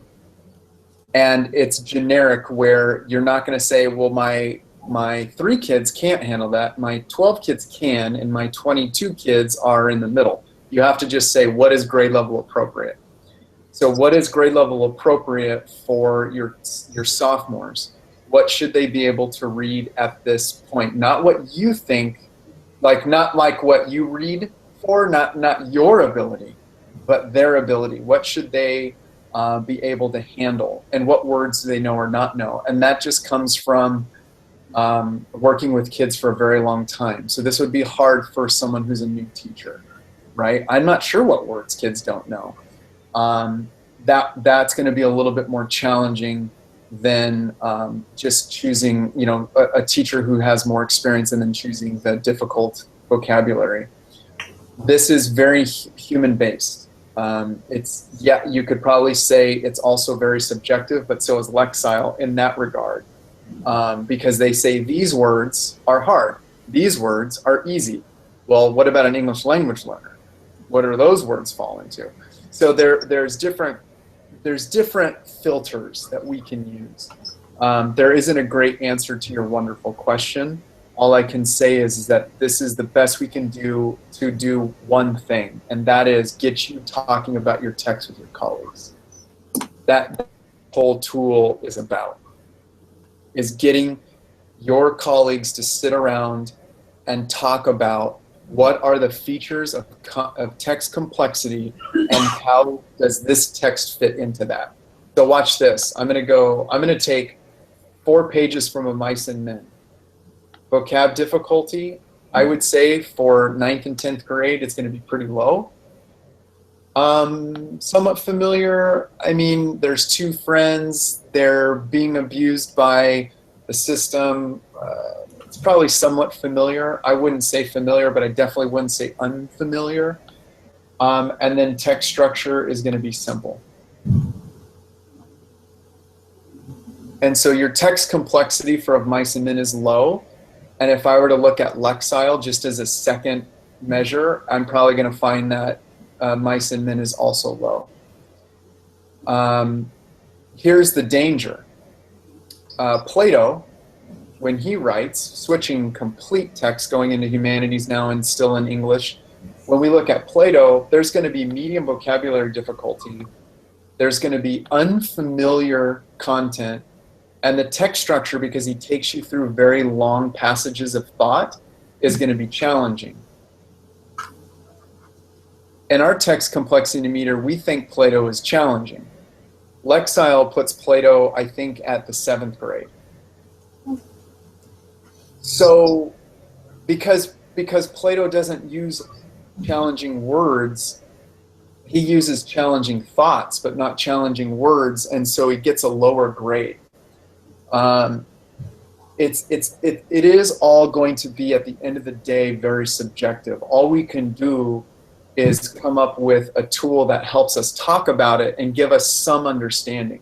But you'll see, as you test, I want you guys to test this out, not today, but when you're working, maybe even with your department, test it out and see, like, guys, do you think kids would know this? And just see, and then come to an agreement. Did the meter come to something that you think it should show? If we think this is simple, did the meter also say it's simple? If we think this is challenging, did the meter also think it's challenging based on grade level?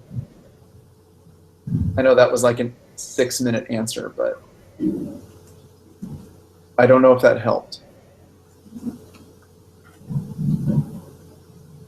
Other questions or thoughts about this tool, how you might use it, where it could exist in discussions?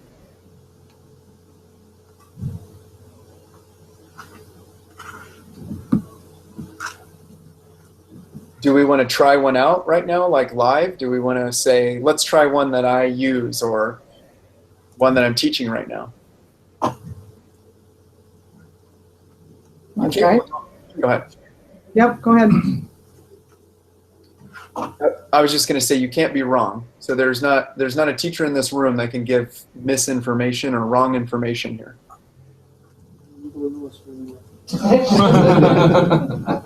What was that? Corey said you don't know us very well. Sorry. When using this tool, there isn't a teacher that can give misinformation.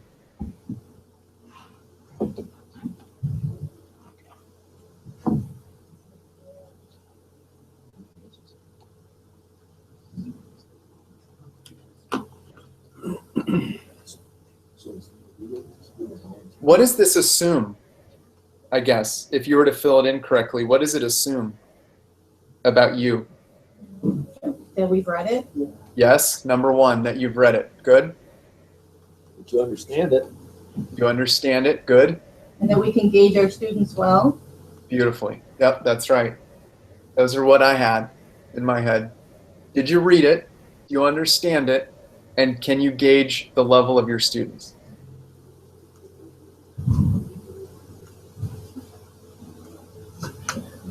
Say no to all of those. And to be honest with you, if I may be a colleague of yours right now, the only way you're ever going to know about text complexity is if you get close to your texts. It's the only way to do it. You've got to know your texts.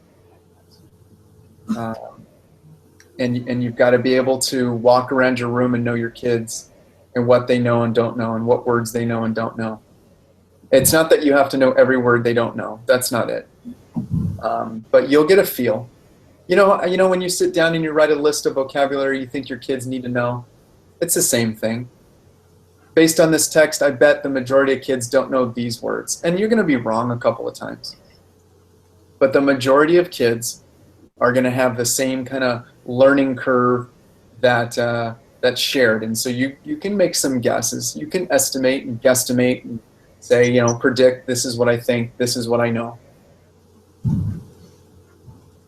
But this at least gives you an actual tool. And again, remember the purpose of this is for conversation.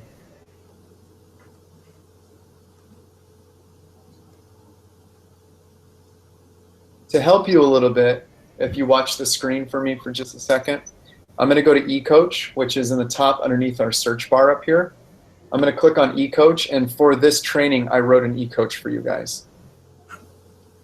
So last night, I put this together and published it. I'm not going to read it to you, but you can. Not right now. But it says, finally, a way to understand text complexity. So I talk about text complexity. I talk about the meter and how to use it. I talk about Lexile. I talk about MAP, RITS scale. And then I just basically encourage the discussions to happen about text complexity. So this is just an additional support for this conversation in this tool that I wrote for you guys. And then I just published it, since I might as well, since I wrote so much. So this is something you guys can go back to and take a look at and slow down a little bit and read it and see what we're trying to do with this meter. It seems like Corey could have a virtual staff meeting. He can give everyone next Friday off and they can just read this and come prepared. Let that get out. Yeah. Well, in all honesty, Wendy, I mean, I think there's definitely learning moments in all these pages. So. Yeah. No, you can say Wendy wanted to do this, but Corey said no. Right. Yeah. Okay, let's go ahead and move forward. I just blinked, I don't know why. Okay, here we go. So task complexity, we want to assign tasks that are cognitively demanding. So we've talked a lot about text complexity, and now I want to talk about task complexity. We want to make sure that the tasks that we connect to the reading are as rigorous as the reading itself. And I give some practical ways of doing that. We want to make sure that our students can accurately and fairly summarize someone's ideas in all content areas. Accurately summarize and fairly summarize. And what I mean by fairly is sometimes if students don't agree with an author, they put in their own ideas. They put in their own interpretation. And so if they're reading something controversial, they'll summarize it the way they think it should be said, instead of actually saying what the author believes. So that's a challenge that is hard in these ACT, SAT, and college. It's very, very hard for kids to be able to write fairly. Very hard for them. The next step is to have students synthesize multiple perspectives on a single issue. So if I'm talking about gender norming, I want to hear from 3 or 4 different people what they think about gender norming and why it is a problem or not a problem in our society. So 2 things: can you accurately summarize, and then can you bring multiple perspectives together? People that are for something, people that are against something, people that are neutral, bring them in and let's hear their voices on an issue. So this begins the conversation of task complexity. So we want to challenge our kids with the tasks as well. So when we talk about task complexity in our departments, let's have you guys talk for a few minutes about, maybe 2 minutes, 3 minutes, about what could you have kids synthesize in your classroom. So for example, in science, remember expanding our notion of text, and in art and in technical education, what text could you bring in other than printed paragraph text to bring synthesis together? What other things could you do, or what text could you bring in for this to happen? So if I want to synthesize, if I want to bring multiple perspectives on a single issue, what could I do? At your tables, at that main table, have a conversation. What do you guys think you could do in your own departments to increase task complexity? Remember when I showed you the visual of, Jonathan, I showed him a visual of the ACT test and how they're required to take 3 different separate excerpts and combine them into one, so they kind of have that in their head as a reference. Good, good, good, good. Or do you want to just talk to me about it? Do you guys just want to talk to me and you guys share ideas, or do you want to break up into your table group? I just share ideas. Anyone have any ideas? We're gonna talk for a couple minutes and then share a bit better. They're going to think for a second. Okay, and please ask clarifying questions too. If you're going, I'm not exactly sure what he wants from us. I think if you think like in tech ed, if they're working on something, are they grabbing 3 manuals to figure out the problem? You know, in science, if they're in a lab, do they have to go to multiple resources to accomplish the outcome? Because I was thinking that sometimes with, like in the environmental sciences, each person will take a different perspective. I know I just saw the former CEO of ExxonMobil. To do which I really enjoyed. Because I always like taking the opposite of what I was. And then they research, you know, a gas pipeline or whatever it is, but you have different people taking different perspectives and trying to support it, so that you get, you know, a better overall view of the process. Maybe that's I think that's a good idea. Yeah, I think that round table, you know, where each person becomes an expert from one perspective. How does the landowner benefit from the pipeline? You know, what does the EPA think? What does President I guess down by us, something I talk about quite often is people jump on forums real easily and start reading what other people have run into, and sometimes it's misguided, and be able to pick that misguided information out before you go make a big mistake and it costs you thousands of dollars. You know, to actually research and check out and compare that to what you either already know or what you can find in a professional manual. We talk a lot about that. Because those forums are open, and any Yahoo can go in there and answer. So Jonathan, I think they have some ideas. Are you ready to hear them? Yeah, for sure. I'm gonna, Mr. Maratz, our tech ed person, gave a really good example, so I'm gonna pick on him to share his thoughts. Thanks.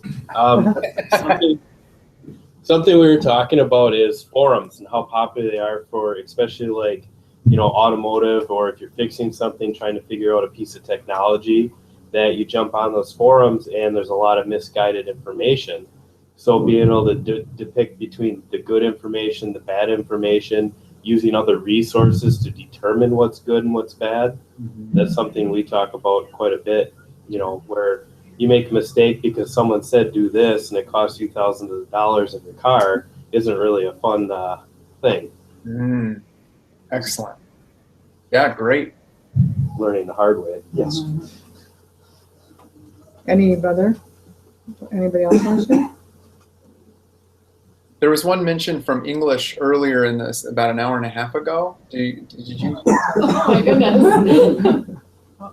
Go ahead. Oh God, so my college students are synthesizing, and well, they had to read a criticism about Antigone's final speech, and then they have to pull in outside information and for further study. So it could be Hesiod, it could be burial rites, it could be just, they have a wide variety of things that they have to choose. They have to choose a topic, and then they have to find scholarly articles and then put it all together and how it does apply or doesn't apply. Great. Wonderful. Anybody else willing to share?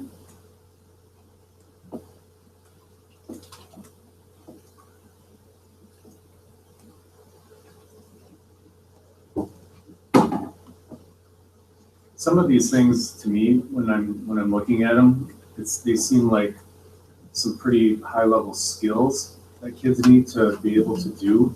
And so I think one of the first things that I would do is I would model the things that, you know, in terms of how to summarize a text or how to summarize a piece of text, and then be able to define for them, you know, what synthesis is, and then be able to give them an example of how you know I would like them to do that or how that would look. You know, and I think that's a big first step with a lot of kids if they haven't been exposed, you know, to being able to do these things. So gradual release, you're modeling before you free them up.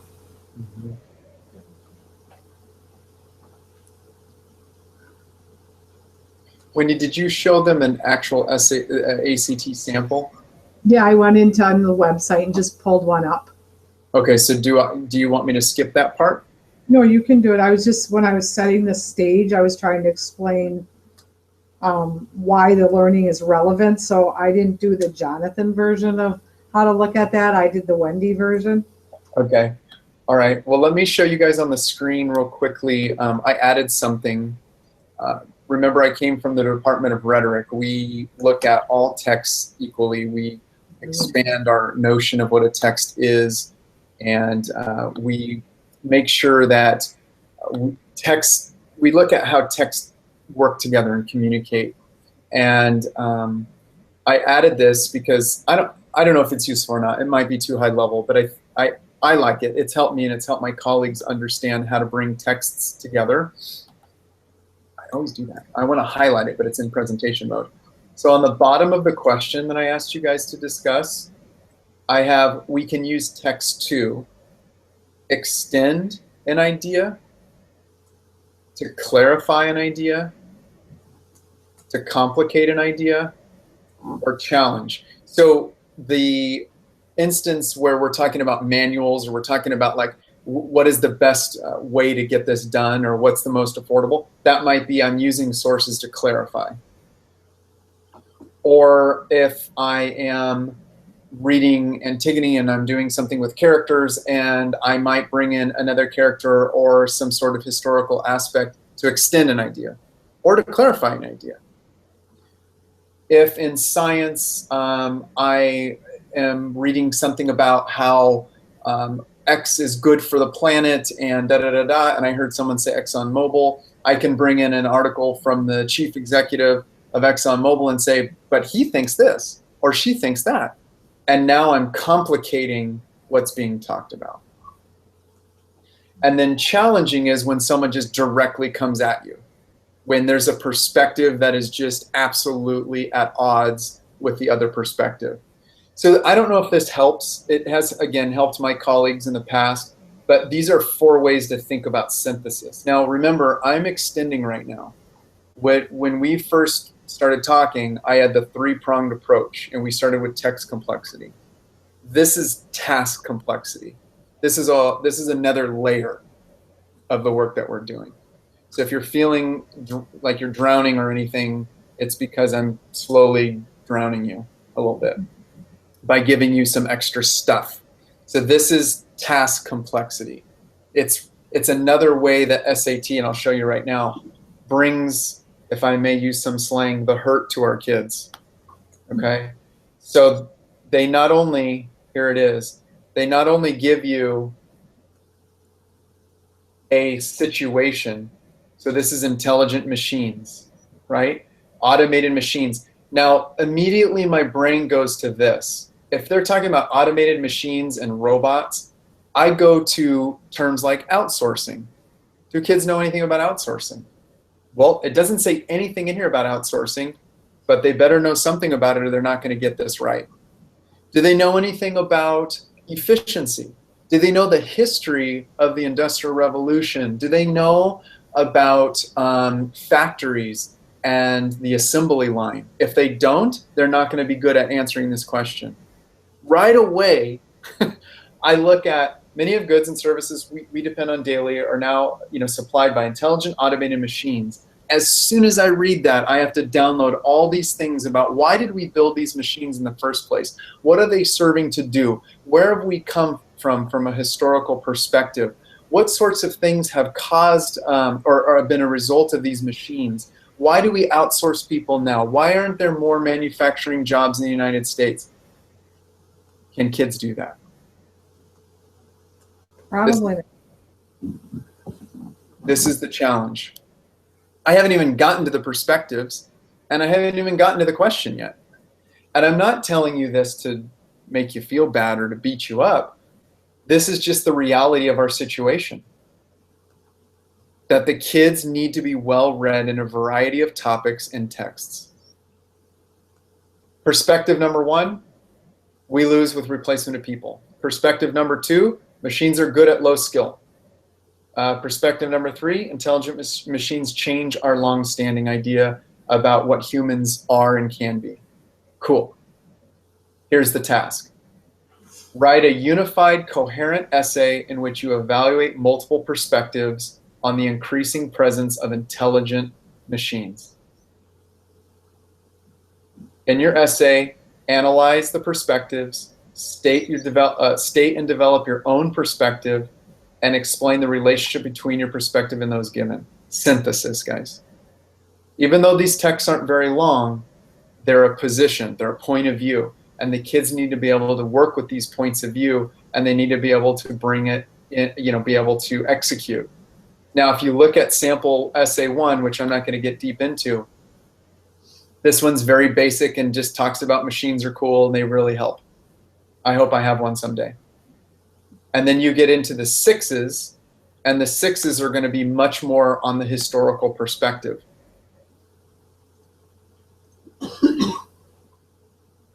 There's economic implications. Look at that. Look at that language. Economic implications. Our careless use of automation, introducing the student's perspective now, point of view. Acknowledging other people's points of view. This is a well-written response to what is not that difficult of a question if you understand, if you have a perspective yourself. Many writers in the arts have said, I've never been able to write, I wasn't able to write anything until I had a true perspective from which to write. So part of the challenge is, do our kids actually have a perspective? Do they know enough to have a perspective? And that's hard, but it's not unachievable. It's just hard. It's hard to do. So when I talk to you guys about text complexity and I talk about task complexity, our task complexity has to equal our text complexity. If we just keep giving our kids hard texts, that's not enough. Eventually, we're going to have to increase our tasks as well. The kids are going to have to think at higher levels. So that is why we built this on the screen. This is our prompt builder. This is also hyperlinked. So now you've gotten 2 things from our website, the text complexity meter and then the prompt builder. If you click on the prompt builder, just kidding, if you click on the prompt builder, it will take you to Literacy TA. It probably won't let you mess with it because you guys aren't signed in. If you are signed in, it will. But you're going to choose middle high.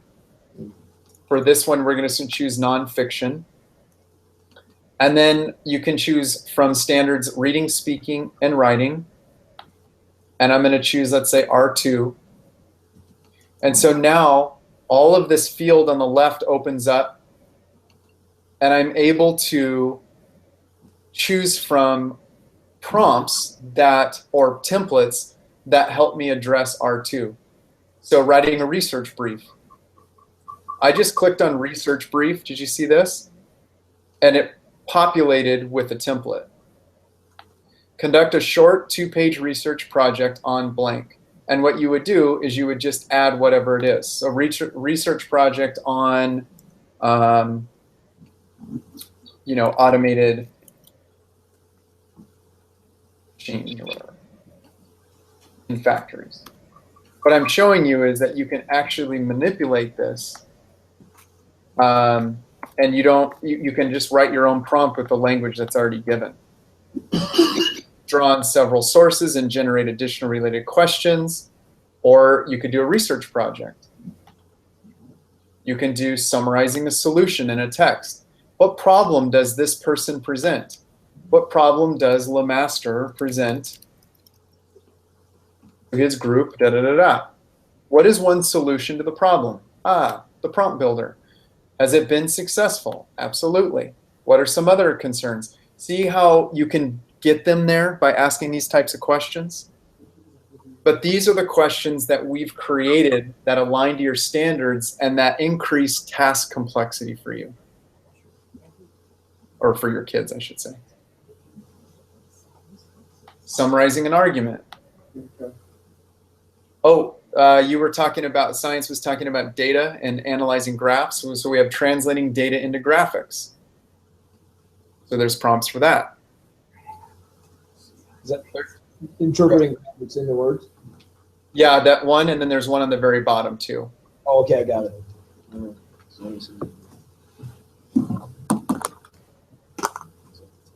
You know, and this is very real for us. We're going to do, in our 8th grade classes, we're going to do a DBQ, a document-based question task in a couple of weeks. And what we're grappling with is, do kids know how to take visual information and break it into words? And I think the answer is no. We haven't taught them how to do that. They're going to fail. They're going to fall on their faces if we do not help them. Oh, I forgot to say that. Oh, well, maybe I did. That I currently teach. I'm just part-time. That if we don't help them break these visual texts into words, they're not going to know how to do it. They're not going to know how to take any type of visual piece and explain it in words.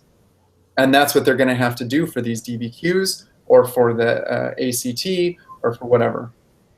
They have to learn how to do that. Are you guys playing on this tool right now? Mm-hmm. Yep. You like it? Yep. I got mixed reviews on that one. I didn't hear any no's though, so that's good. It's really interesting. It's comprehensive. It has 160 templates. You can go into speaking. This is what I love. Go into speaking in SL2, SL1, and look at these are all discussion templates now. So instead of having them write, they can discuss. So discuss the main ideas. See, it says in a small group, summarize. Discuss, agree or disagree, in pairs. So it's kind of cool that you can choose different standards and that these will bring a couple of things. This will bring challenging questions to kids. It will also give you, I use this all the time when I write my prompts. I might as well. And it gives you access to lots of language that you can use to set a purpose for reading.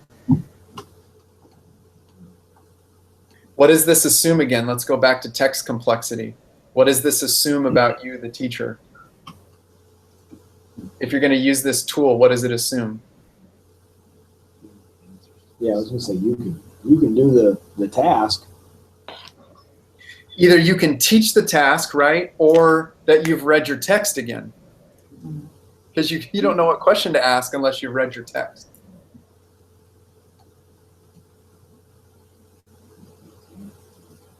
Houses.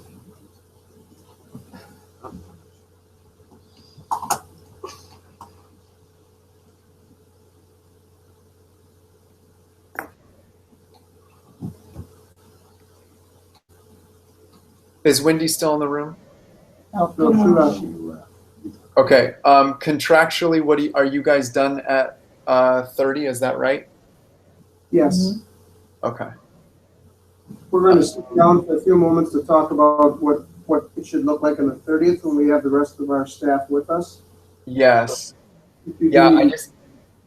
Go ahead. Sorry. Well, that's all right. If you do need to go over a couple minutes, I think we can handle that if that's what you were thinking. That's what I'm thinking. I'm a little concerned because I did want to give some time to talk about what that's going to look like and how to support you guys best. But I also wanted to show you the deep reading part. So do we want to just say that that can be homework, that you guys look at the deep reading before you guys meet your teachers? Sure. Yes, yeah, that's fine. Let me just show you where it is, and it's linked into the website as well, or to the presentation as well. But here is the top navigation for Literacy TA. Click on Skill Library.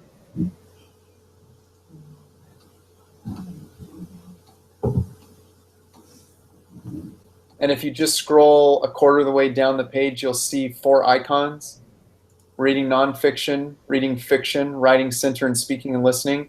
That's where I want you guys to go and explore. We were going to do a scavenger hunt, which takes about 20 minutes. This resource, there's so much here to support you guys and your teachers. Let me just kind of give you how it lays out. If you click on reading nonfiction, this is our reading process, 1 to 5. On the right-hand side is our skills that align to each step in the process. So all I did was I clicked on Skill Library, and then I clicked on Reading Nonfiction, and I scrolled down to the 5 puzzle pieces. Next to each puzzle piece is a skill that you can teach your kids explicitly to meet that step in the reading process. So understanding your reading task, previewing your text, reading for comprehension, read for deeper meaning, and then organizing and citing information. Can you guys look at the screen a second, because I'll lose you. See the drop down? Do you see that this opened up? These are different reading purposes. This is where we empower your teachers and support them and cut out a lot of time. You choose one of these based on what you're doing. So I'm reading argument, or I want to read and visualize, or I want my kids reading collaboratively. And if whatever you click, the skills update and they change. They still follow the steps, but they change. All of these are collaborative reading activities, but they follow the thought process and the expectation for each step in the reading process. Or I want to click research skills. It updates to research skills. Or I want to do reading for author's purpose, or reading for text structure, and these update for reading text structure. So this is how the different parts of the skill library, the reading nonfiction, the writing center, that's how they're organized with drop downs. So if you go writing center, you're going to see our writing process with the skills next to it, and there's a drop down. And these are all different writing types that we support.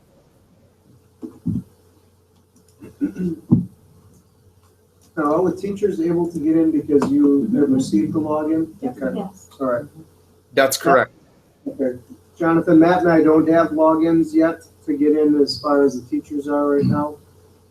Yeah, we can add as many as you would like. So just have Wendy, or you can email us. You can email us at support@literacyta.com and just explain what you just explained to me, or you can have Wendy email me. Okay. Thank you. Kind of cool though, right, guys? I mean, this is such a I think a really nice resource for your teachers. And then of course all of your kids have access to this, and all of your parents. The way they get in is through the student section, and that's at the top. There's a link at the top of the website that says students. You click on students on any part of the website, you type in your teacher email, and you'll go into the student section. So all of your kids can get these at home. All of your parents can use them to help teach their kids how to read, speak, and write about the text you're teaching.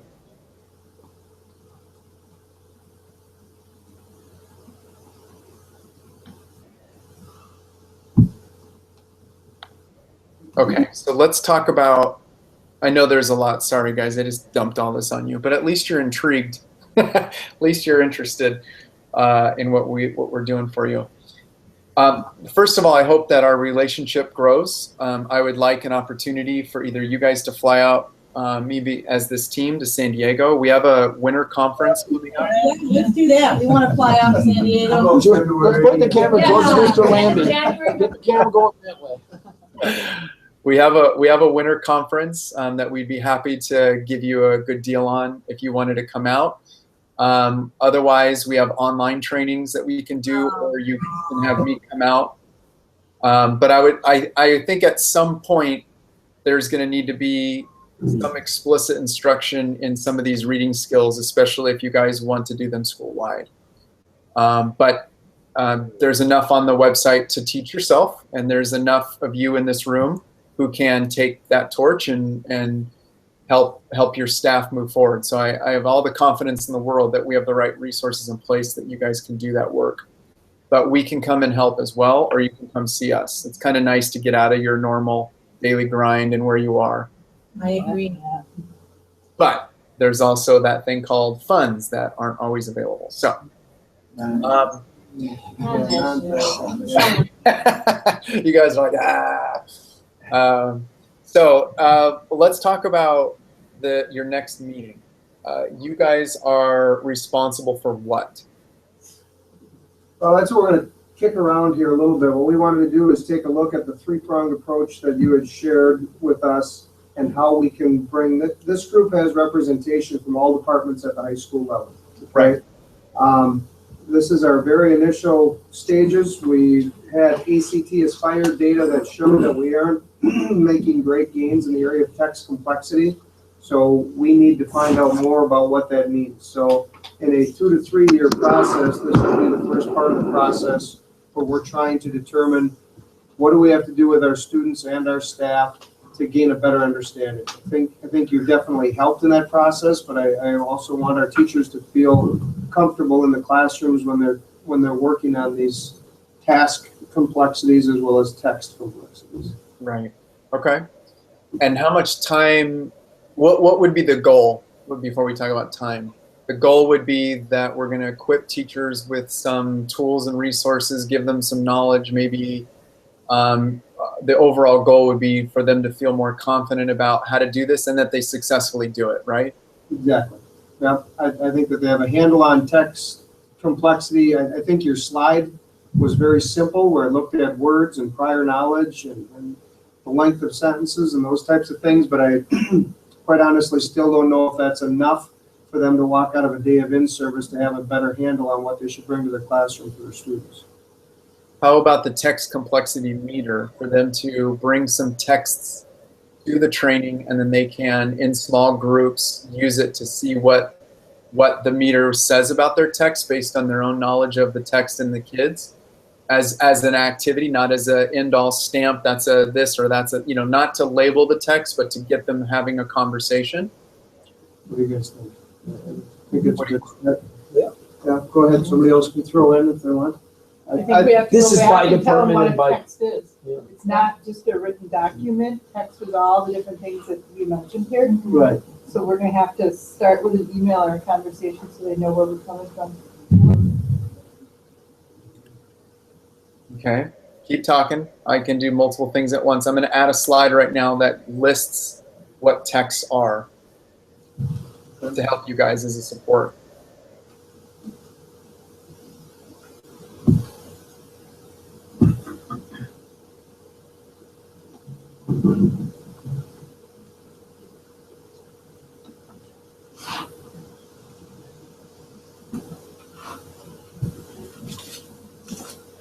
The way our day looks on Friday, I don't know if this will help or if this is just to fill the silence here, but 7:30 to 8:30, this group is going to talk a little bit more large group with the entire staff about text complexity and some of the strategies or ideas that we discussed today.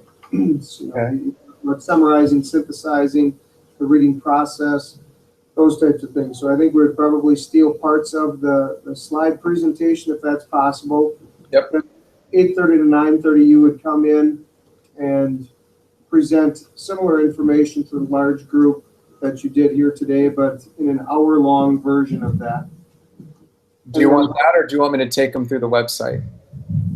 I think taking them through the website would be excellent if you can do that in an hour.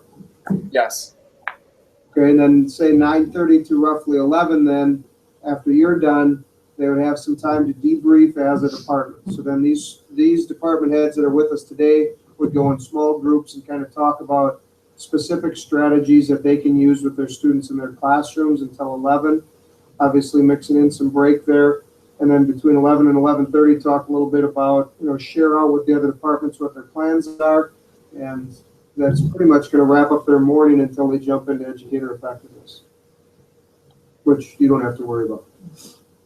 Well, what if you guys took this, slides from here and put it, you guys build it together, or you independently, but I'd like everyone to hear the same message. But when that small team time, what if you guys took some slides like, what does text complexity mean to you? So each department in their small groups are having that discussion, and then you offer the slide where this is what text complexity is in its simplest form. How do we make our text more complex? What sorts of things can we do? What if you guys kind of took a couple of pages from this presentation to guide the discussion, and that way there's structure, there's already slides built, you don't have to worry about putting in a lot of extra time, and then you can add in whatever it is you guys need to add in. What do you think about that idea as a jumping off point? Good, bad? Mm-hmm. I think they're nodding in agreement. Okay.